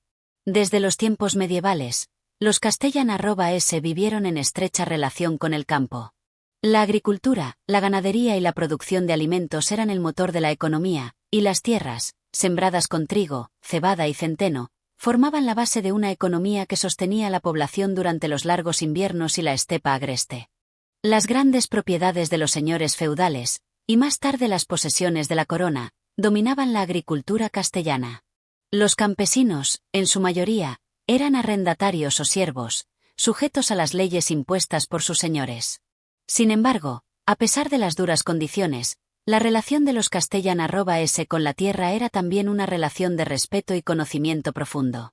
La agricultura castellana, regida por las estaciones, por el ciclo anual del sembrar y cosechar, se convirtió en un reflejo de la propia esencia de la región, la paciencia, la resistencia y la tenacidad. En las ciudades de Castilla, como Burgos, Valladolid y Salamanca, las ferias y mercados eran el lugar donde los productos agrícolas se intercambiaban, formando una red de comercio que conectaba a los agricultores con los consumidores. A medida que la población crecía, también lo hacía la necesidad de ampliar la producción. Las tierras fueron divididas, las nuevas técnicas de cultivo comenzaron a surgir y la riqueza generada por la agricultura permitió a las grandes familias castellanas construir imponentes palacios y castillos, que hoy siguen siendo testigos de la prosperidad de un tiempo pasado. La artesanía y el comercio, la transición hacia una economía diversificada. En el transcurso de los siglos, y especialmente durante los siglos XIV y XV, Castilla comenzó a experimentar un cambio significativo en su estructura económica. Las grandes ciudades de Castilla empezaron a florecer como centros de comercio, con talleres artesanales que producían textiles, cerámica, metalurgia y objetos de lujo. Las mercancías que se elaboraban en las tierras castellanas comenzaban a cruzar fronteras, ya sea hacia el norte de Europa, hacia los reinos musulmanes o hacia el Mediterráneo. El comercio, primero local y luego regional, permitió que los productos de Castilla llegaran a otros rincones del mundo. Las rutas comerciales a través de la península y las conexiones con el Reino de León, Navarra y Aragón abrieron nuevas posibilidades. Aunque Castilla nunca fue una nación marinera por excelencia, su posición estratégica en la península ibérica la convirtió en un importante centro de transacciones comerciales, especialmente durante los siglos medievales. Las manufacturas de lana, por ejemplo, eran de una calidad excepcional, y en ciudades como Segovia o Toledo, los gremios de artesanos y mercaderes comenzaron a prosperar, generando no solo riqueza, sino también una vibrante vida urbana. La vida en las ciudades castellanas reflejaba un dinámico crisol de actividades económicas que daban lugar a una sociedad más diversa y compleja. A medida que avanzaba el tiempo, la agricultura y la artesanía coexistían con una creciente expansión del comercio, y el dinamismo de las ciudades se convirtió en el reflejo de una economía en constante transformación. El auge del oro y la economía del imperio, la llegada de los nuevos tiempos. Con la llegada de los reyes católicos y la posterior expansión territorial de Castilla a través de la conquista de América, la economía castellana comenzó a cambiar de manera radical. El descubrimiento del Nuevo Mundo trajo consigo un flujo masivo de oro y plata que transformó no solo la economía de Castilla, sino la de toda Europa. Castilla, convertida en el centro del Imperio español, se benefició enormemente de los metales preciosos que llegaban desde América. Sin embargo, este auge trajo consigo tanto prosperidad como desequilibrio. La riqueza proveniente de las colonias impulsó una economía basada en la minería, el comercio y la manufactura, pero también generó una inflación vertiginosa, que en muchos casos desestabilizó la economía interna del país. El oro y la plata, lejos de ser una bendición perpetua, se convirtieron en una moneda de doble cara. Por un lado, financió guerras, expansionismo y proyectos de renovación, pero por otro, propició una dependencia peligrosa de las riquezas que venían de América. En este contexto, las grandes ciudades castellanas florecieron, las industrias textiles crecieron y el comercio se intensificó, creando una economía dinámica pero cada vez más dependiente de las influencias externas.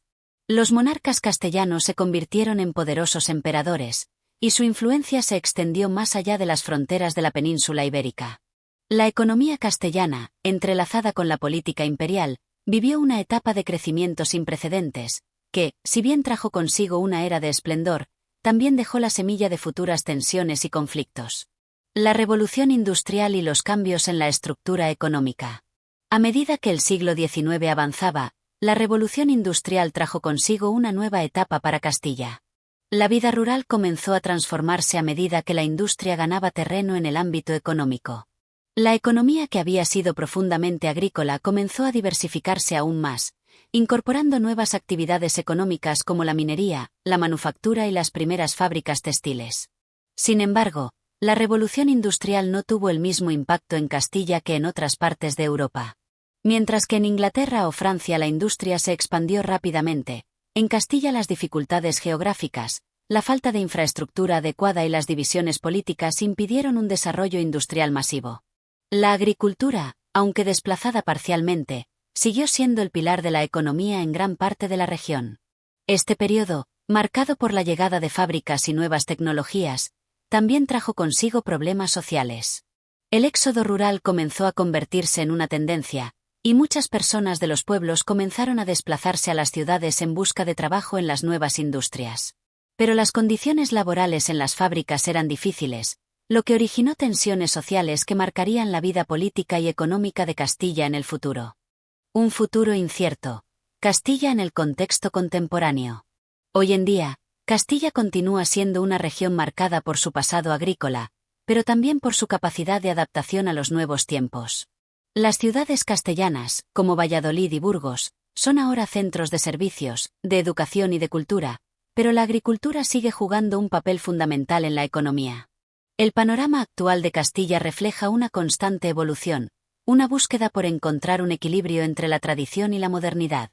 La transición de una economía rural a una más urbana e industrial sigue siendo un proceso en curso, en el que el legado del pasado agrícola de Castilla se mantiene vivo, mientras que la región trata de hacer frente a los retos del siglo XXI, buscando nuevas oportunidades económicas en el contexto global.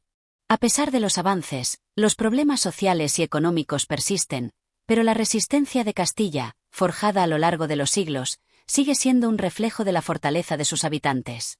El futuro de la economía castellana, como el de toda España, sigue siendo incierto, pero una cosa es clara: la historia económica de Castilla está lejos de haberse escrito completamente, y su capacidad para adaptarse y prosperar, incluso en tiempos difíciles, es un testimonio de la resiliencia de su gente. Capítulo 16. La influencia de la Iglesia en la economía y la sociedad castellanas.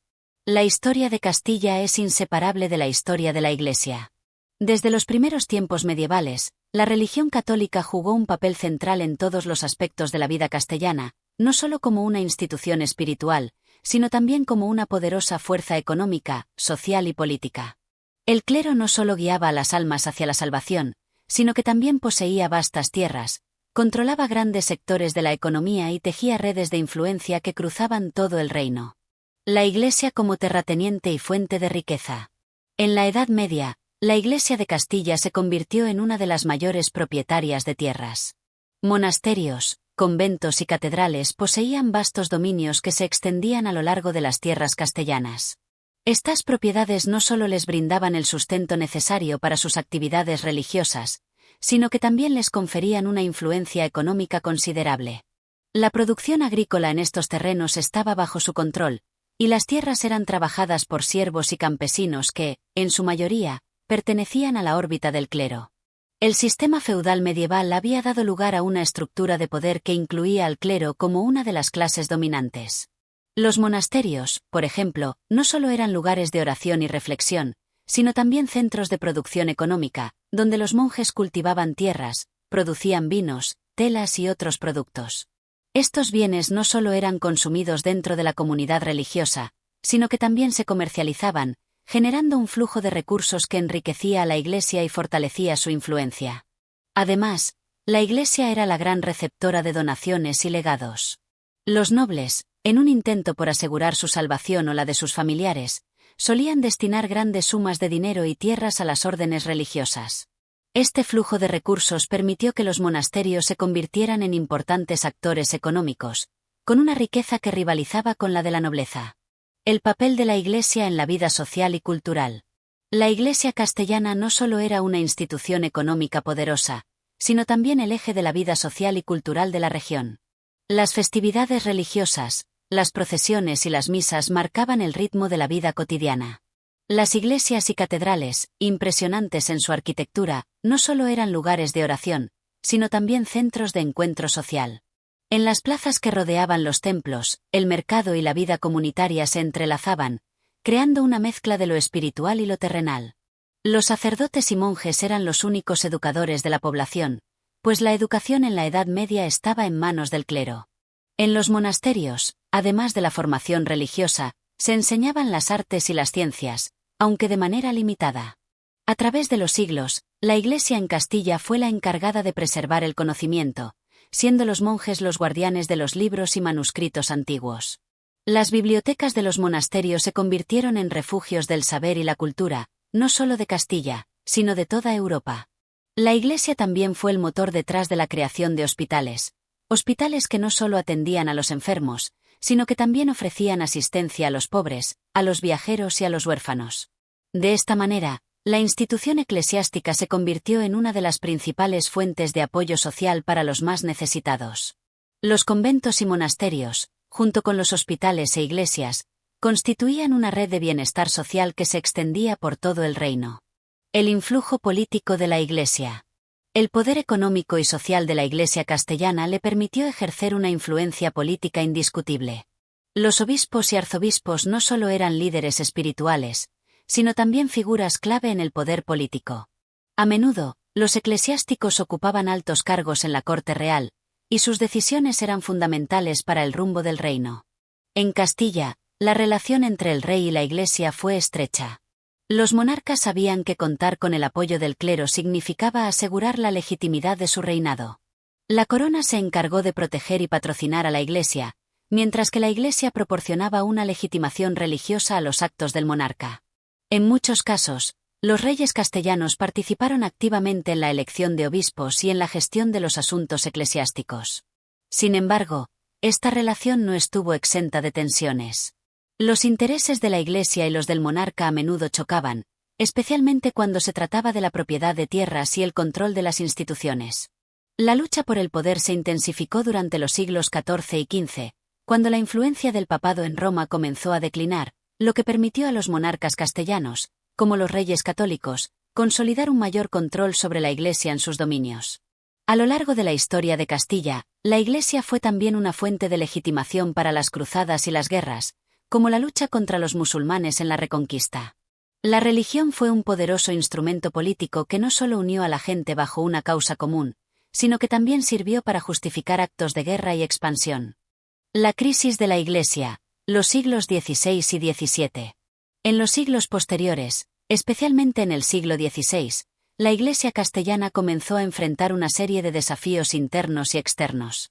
La Reforma protestante, liderada por Martín Lutero, dejó una huella en toda Europa, y la Iglesia católica se vio obligada a responder con la Contrarreforma. En Castilla, la influencia de la Iglesia permaneció fuerte, pero no sin tensiones.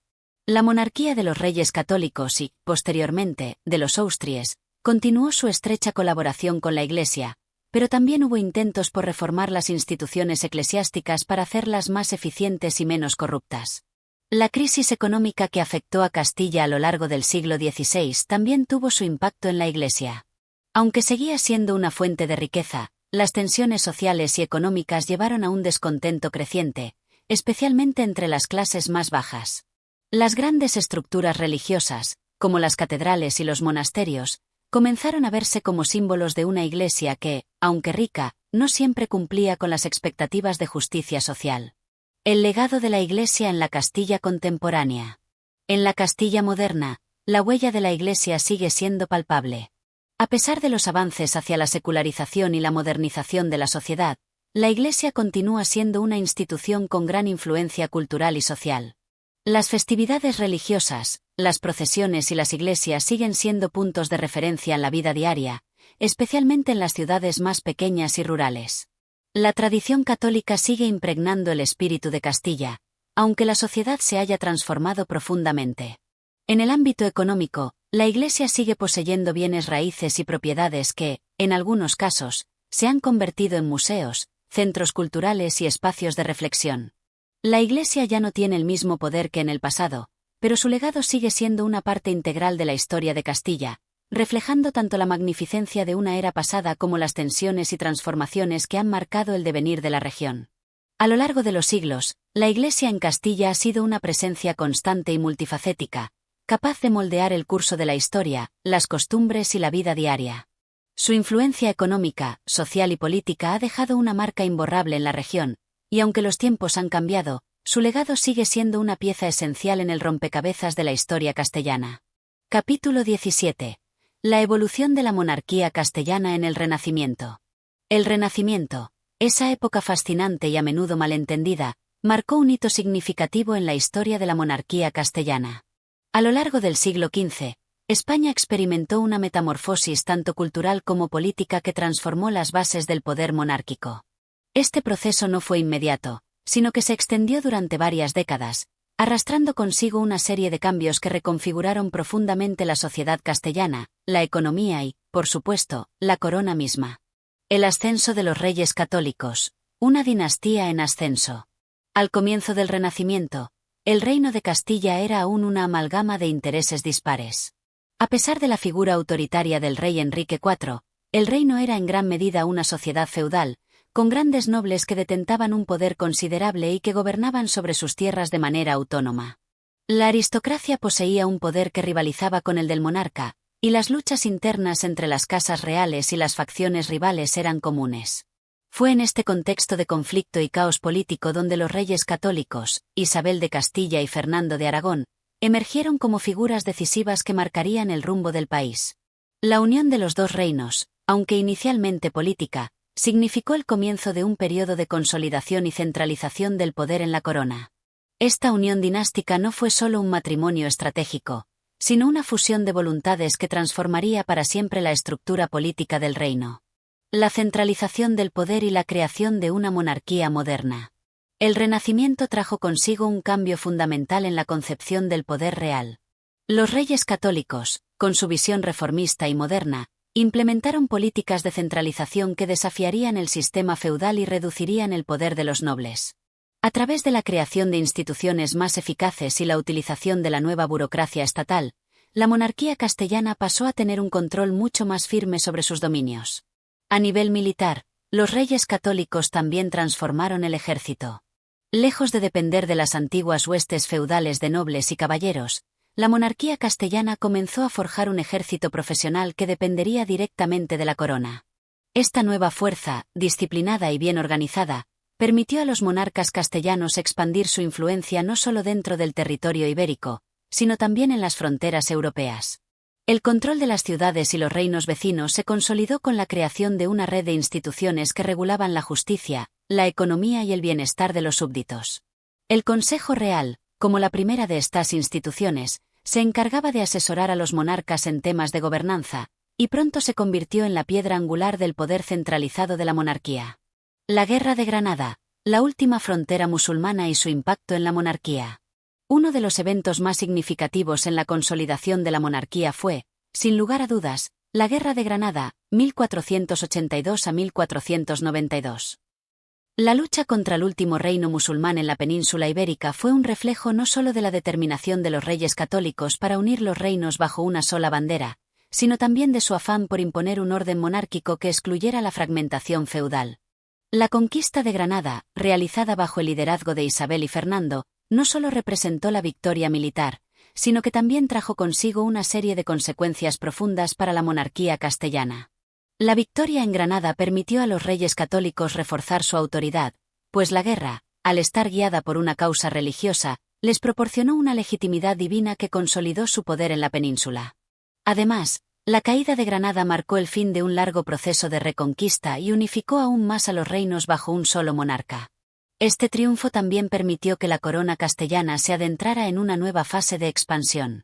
Tras la conquista de Granada, Isabel y Fernando pusieron sus ojos en el Nuevo Mundo, iniciando la era de la exploración que culminaría con el descubrimiento de América por Cristóbal Colón en 1492.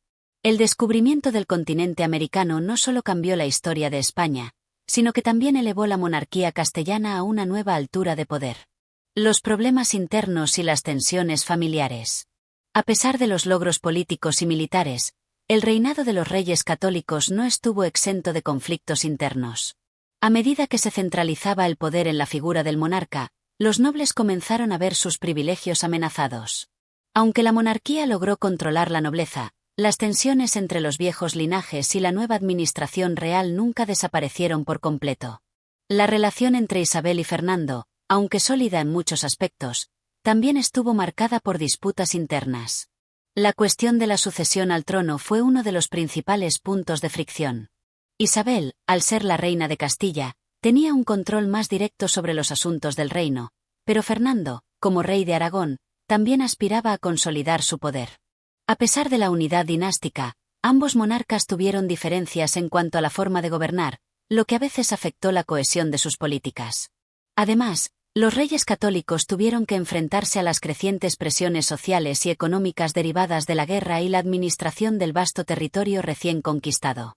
La nobleza castellana, aunque subordinada, continuó siendo una fuerza poderosa que se resistía a la centralización de la monarquía, y la Iglesia, a pesar de su colaboración con los reyes católicos, también se mostró reacia a perder poder. El legado de los reyes católicos. El legado de los reyes católicos es, sin duda, uno de los más complejos en la historia de la monarquía castellana. Fueron ellos quienes forjaron las bases del Estado moderno en España, estableciendo un modelo centralizado de gobierno que serviría de modelo para las generaciones venideras. Su influencia se extendió más allá de la península, llevando a España a la cúspide del poder imperial con el descubrimiento de América y la expansión hacia nuevas tierras.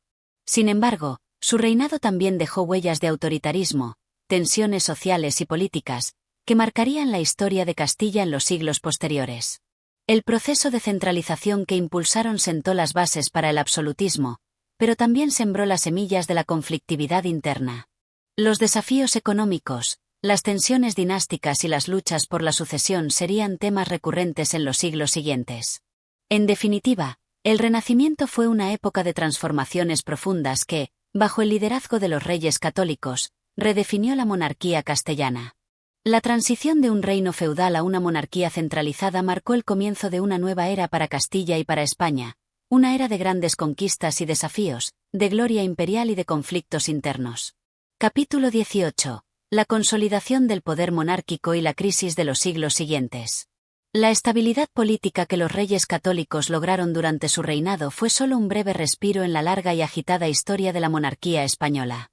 Si bien la centralización del poder y la creación de una estructura más unificada parecían haber consolidado la monarquía, los desafíos que enfrentó la corona tras la muerte de Isabel de Castilla en 1504 serían profundos y duraderos.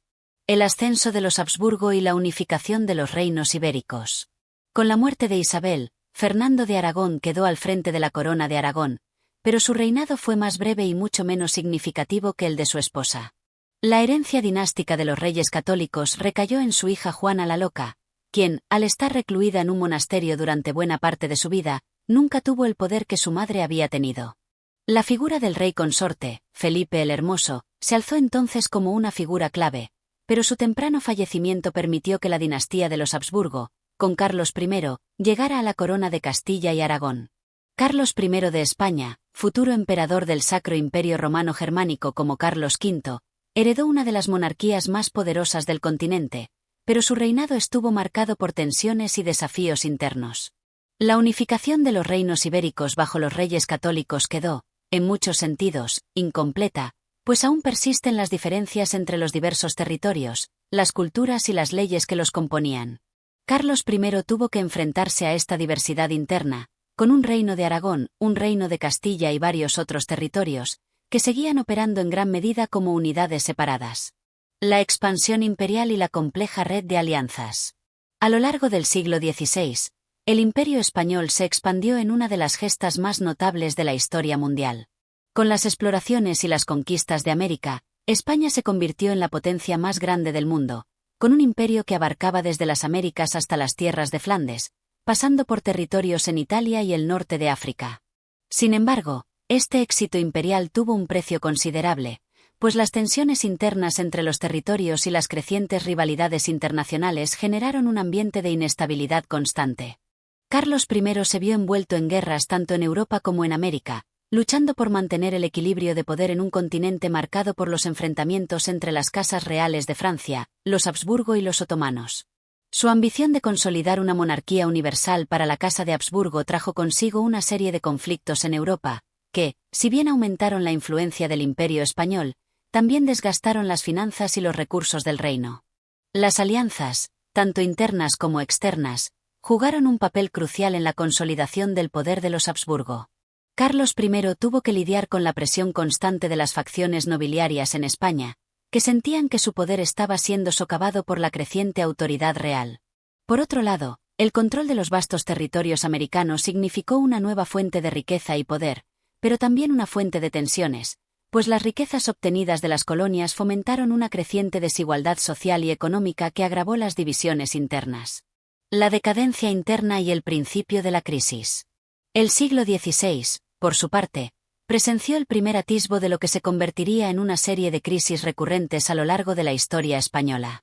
La fuerte centralización de poder, que había sido tan efectiva durante el reinado de los reyes católicos, comenzó a desgastarse bajo la administración de los Habsburgo. La corrupción de la corte, los abusos de poder por parte de los grandes nobles y las tensiones sociales crecientes crearon un caldo de cultivo para los conflictos internos. El sistema económico basado en la extracción de riquezas de las colonias, aunque inicialmente rentable, pronto reveló su fragilidad, y los costes de las guerras en Europa, sumados a la mala administración de los recursos, desataron una crisis fiscal y económica en el reino. La monarquía se enfrentó a una serie de revueltas y rebeliones a lo largo de los siglos XVI y XVII. En Flandes, las tensiones con los Países Bajos generaron una rebelión que finalmente condujo a la independencia de los Países Bajos del dominio español. En Cataluña y en otras regiones de España, la nobleza y las clases bajas se levantaron en protesta contra la creciente presión fiscal y la opresión centralizada de la monarquía. Por otro lado, el legado de los reyes católicos también estuvo marcado por la intensificación de la Inquisición, una institución que ya había comenzado a tomar fuerza durante el reinado de Isabel y Fernando. El fervor religioso de los monarcas católicos llevó a la implementación de políticas restrictivas contra los judíos, musulmanes y otras minorías religiosas. Este enfoque autoritario, aunque consolidó la unidad religiosa, también sembró semillas de discordia y marginación social. La importancia de la monarquía y el impacto de las reformas. El Renacimiento español, y la consolidación de la monarquía en este periodo, no solo definió el futuro de España como nación, sino que también dejó una marca indeleble en la evolución del sistema monárquico en Europa. A pesar de las crisis, las tensiones internas y las derrotas militares, el Imperio español mantuvo su posición como una de las potencias más grandes del mundo durante siglos. Los reyes católicos, con su astucia política, lograron colocar los cimientos de un reino fuerte que perduraría, a pesar de los muchos desafíos que vendrían después. Aunque la monarquía pasó por épocas de decadencia y conflictos, la influencia de su reinado se mantuvo presente como un referente histórico en la construcción del poder monárquico, tanto en España como en Europa. El legado de la monarquía española, con sus imperios coloniales y sus cambios políticos internos, es una lección de cómo el poder centralizado puede forjar una nación unificada, pero también una advertencia sobre los riesgos de la ambición imperial y la gestión de los recursos. El renacimiento del poder monárquico en España trajo consigo avances notables, pero también profundos dilemas que resonaron a lo largo de los siglos. Capítulo 19. La decadencia del imperio y el fin del siglo de oro. El siglo de oro de España, un periodo que vio el apogeo de las artes, la literatura y la expansión imperial, comenzó a desmoronarse a fines del siglo XVII y principios del XVIII. La riqueza obtenida de las colonias, que había sido la fuente de gran parte del poder español, ya no era suficiente para sostener el crecimiento del imperio, y las guerras continuas, sumadas a las presiones internas, contribuyeron a una decadencia inevitable. Las consecuencias de la expansión imperial y las guerras continuas. El brillo del Imperio español comenzó a opacarse cuando las riquezas obtenidas de las colonias americanas ya no pudieron cubrir el precio de las costosas guerras europeas. El sistema de las flotas, que había sido vital para la economía colonial, comenzó a fallar, y con él, las rutas comerciales se volvieron más vulnerables. España, que una vez había sido la potencia mundial dominante, comenzó a ser superada por otros imperios europeos, como el británico, el francés y el neerlandés. Las interminables guerras de los Habsburgo, que se prolongaron a lo largo de todo el siglo XVII, agotaron los recursos del imperio. La Guerra de los 30 años, 1618 a 1648, en particular, resultó ser un desastre para España. Aunque la monarquía española emergió de este conflicto con una victoria diplomática, la economía de la corona sufrió enormemente. La tensión de los conflictos bélicos, las deudas acumuladas y la escasez de recursos humanos y materiales comenzaron a hacer mella en el antiguo esplendor del imperio. La nobleza, una de las instituciones más poderosas de la España de la época, también comenzó a mostrar grietas. La aristocracia española, que en su momento había disfrutado de grandes privilegios y riquezas, empezó a perder poder ante el crecimiento de la burocracia centralizada y el malestar social. Sin embargo, la nobleza seguía controlando vastas áreas de tierra, lo que exacerbó las desigualdades sociales y contribuyó a una creciente tensión en el seno de la sociedad. La crisis económica y el declive del comercio y la industria. A pesar de su desmesurada riqueza en recursos naturales y mano de obra indígena, España nunca alcanzó el desarrollo económico que logró Inglaterra o Francia. Las estructuras sociales y económicas eran arcaicas, y la riqueza proveniente de América nunca fue transformada en un avance industrial ni en un comercio competitivo a largo plazo. La dependencia de las importaciones de oro y plata dejó a la economía española vulnerable, y el país comenzó a enfrentar una inflación masiva. El auge de la plata americana, que en su momento había inyectado vida en la economía española, comenzó a producir los efectos opuestos. El aumento de la moneda no estuvo respaldado por un aumento proporcional de bienes, lo que provocó una inflación descontrolada y un deterioro de la calidad de vida. La industria española, en general, seguía siendo rudimentaria y no alcanzó el nivel de desarrollo de otras naciones europeas. Mientras los otros países se lanzaban a la revolución industrial, España permaneció atada a una estructura económica feudal, dependiente de la agricultura y de las explotaciones mineras. Además, el escaso apoyo a las ciencias y las innovaciones tecnológicas, junto con una iglesia dominante que favorecía el estancamiento intelectual, contribuyó a que España se quedara atrás en términos de progreso y modernización. El papel de la monarquía y las reformas fallidas. Durante los últimos siglos de la dinastía de los Habsburgo, la monarquía intentó, sin éxito, implementar reformas que pudieran salvar al imperio. Felipe IV y Carlos II, los últimos monarcas de los Habsburgo, lucharon por frenar el declive económico y social, pero sus esfuerzos fueron en vano. Las reformas fiscales y administrativas que intentaron implementar fueron bloqueadas por la oposición de la nobleza y el clero, y las tensiones internas del imperio fueron cada vez más insostenibles. Felipe IV, a pesar de su destreza diplomática, no logró evitar la pérdida de territorios valiosos, como los Países Bajos, que fueron clave en el comercio europeo, y la situación solo empeoró durante el reinado de Carlos II, quien no tuvo la capacidad de enfrentar las dificultades políticas y económicas que su padre había intentado mitigar. El final de la dinastía de los Habsburgo se produjo con la muerte sin descendencia de Carlos II en 1700, lo que precipitó una crisis dinástica que derivó en la Guerra de Sucesión Española.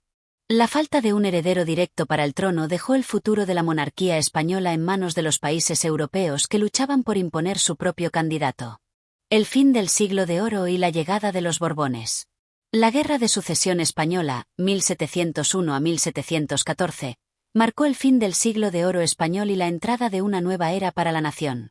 Los Borbones, bajo la figura de Felipe V, llegaron al trono en 1715 tras la victoria en la guerra.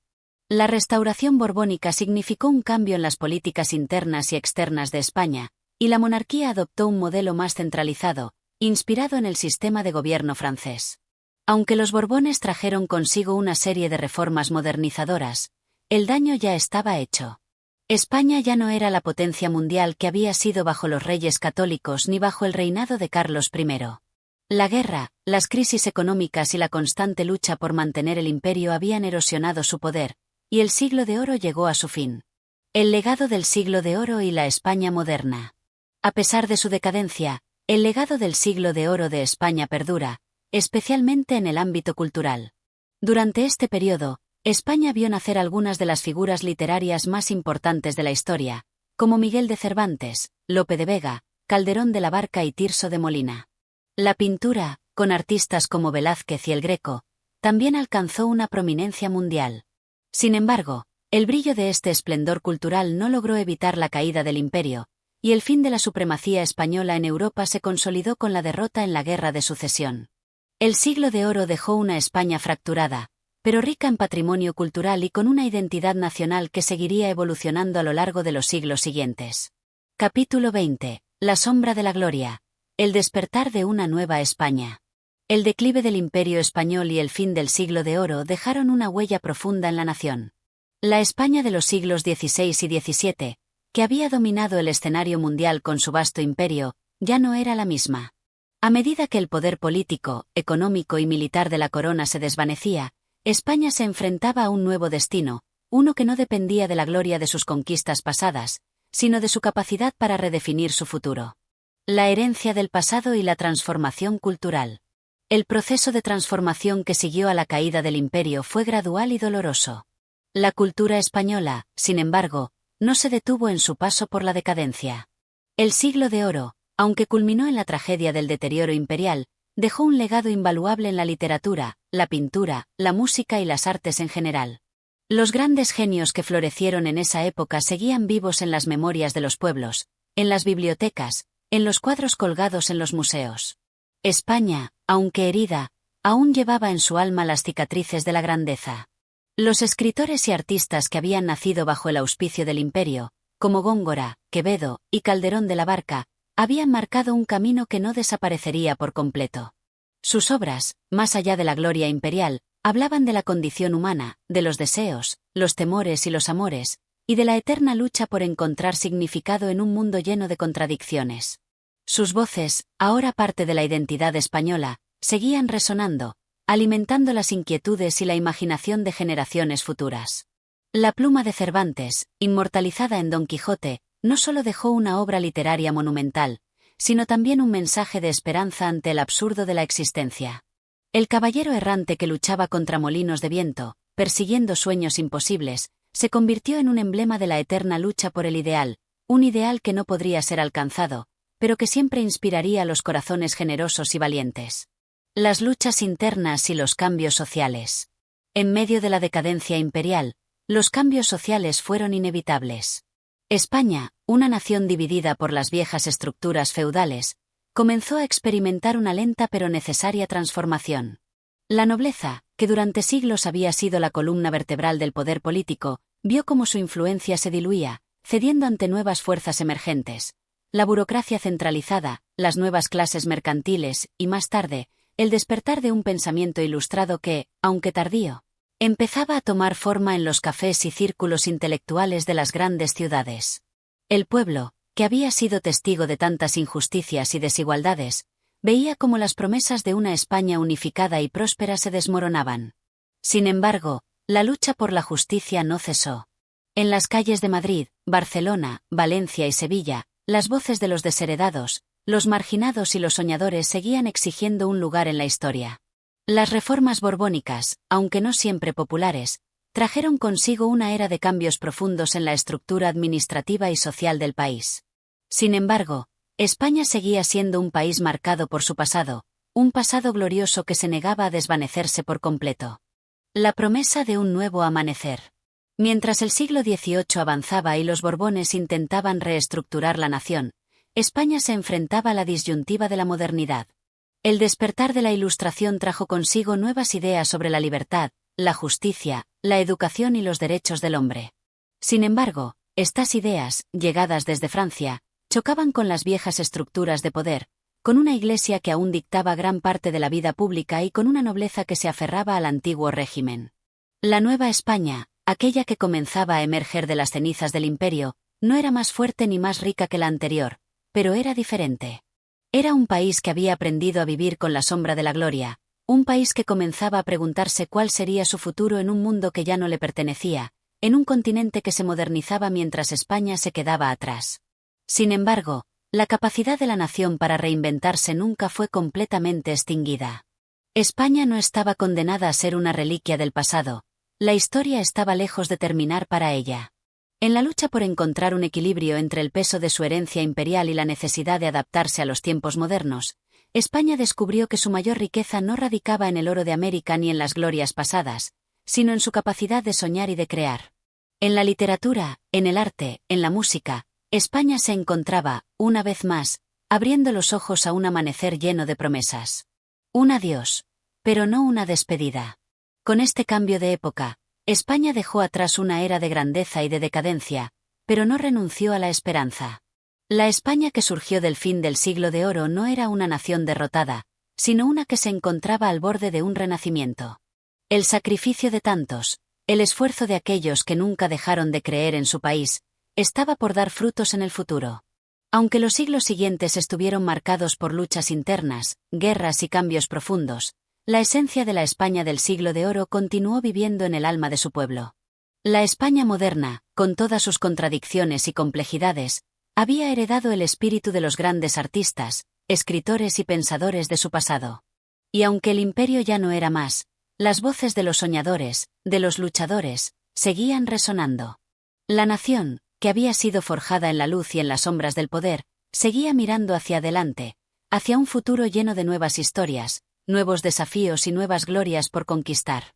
Así, en el eco de su historia, España no solo encuentra su pasado, sino también su futuro. Porque la gloria no reside en lo que se ha perdido, sino en lo que aún queda por vivir. Y en la eterna búsqueda de ese futuro, el espíritu de la España del siglo de oro nunca deja de soñar, nunca deja de vivir. Este capítulo concluye con un sentimiento de renovación, un adiós a las glorias pasadas, pero también una esperanza llena de posibilidades para el futuro de España. En su complejidad, la historia de la nación revela no solo sus derrotas, sino también la fortaleza y la capacidad de renacer que siempre la ha caracterizado. Si te ha gustado este capítulo y deseas seguir explorando más historias fascinantes, no olvides apoyar nuestro canal de audiolibros. Tu apoyo nos permite seguir creando contenido de calidad para ti. Suscríbete y acompáñanos en este viaje literario.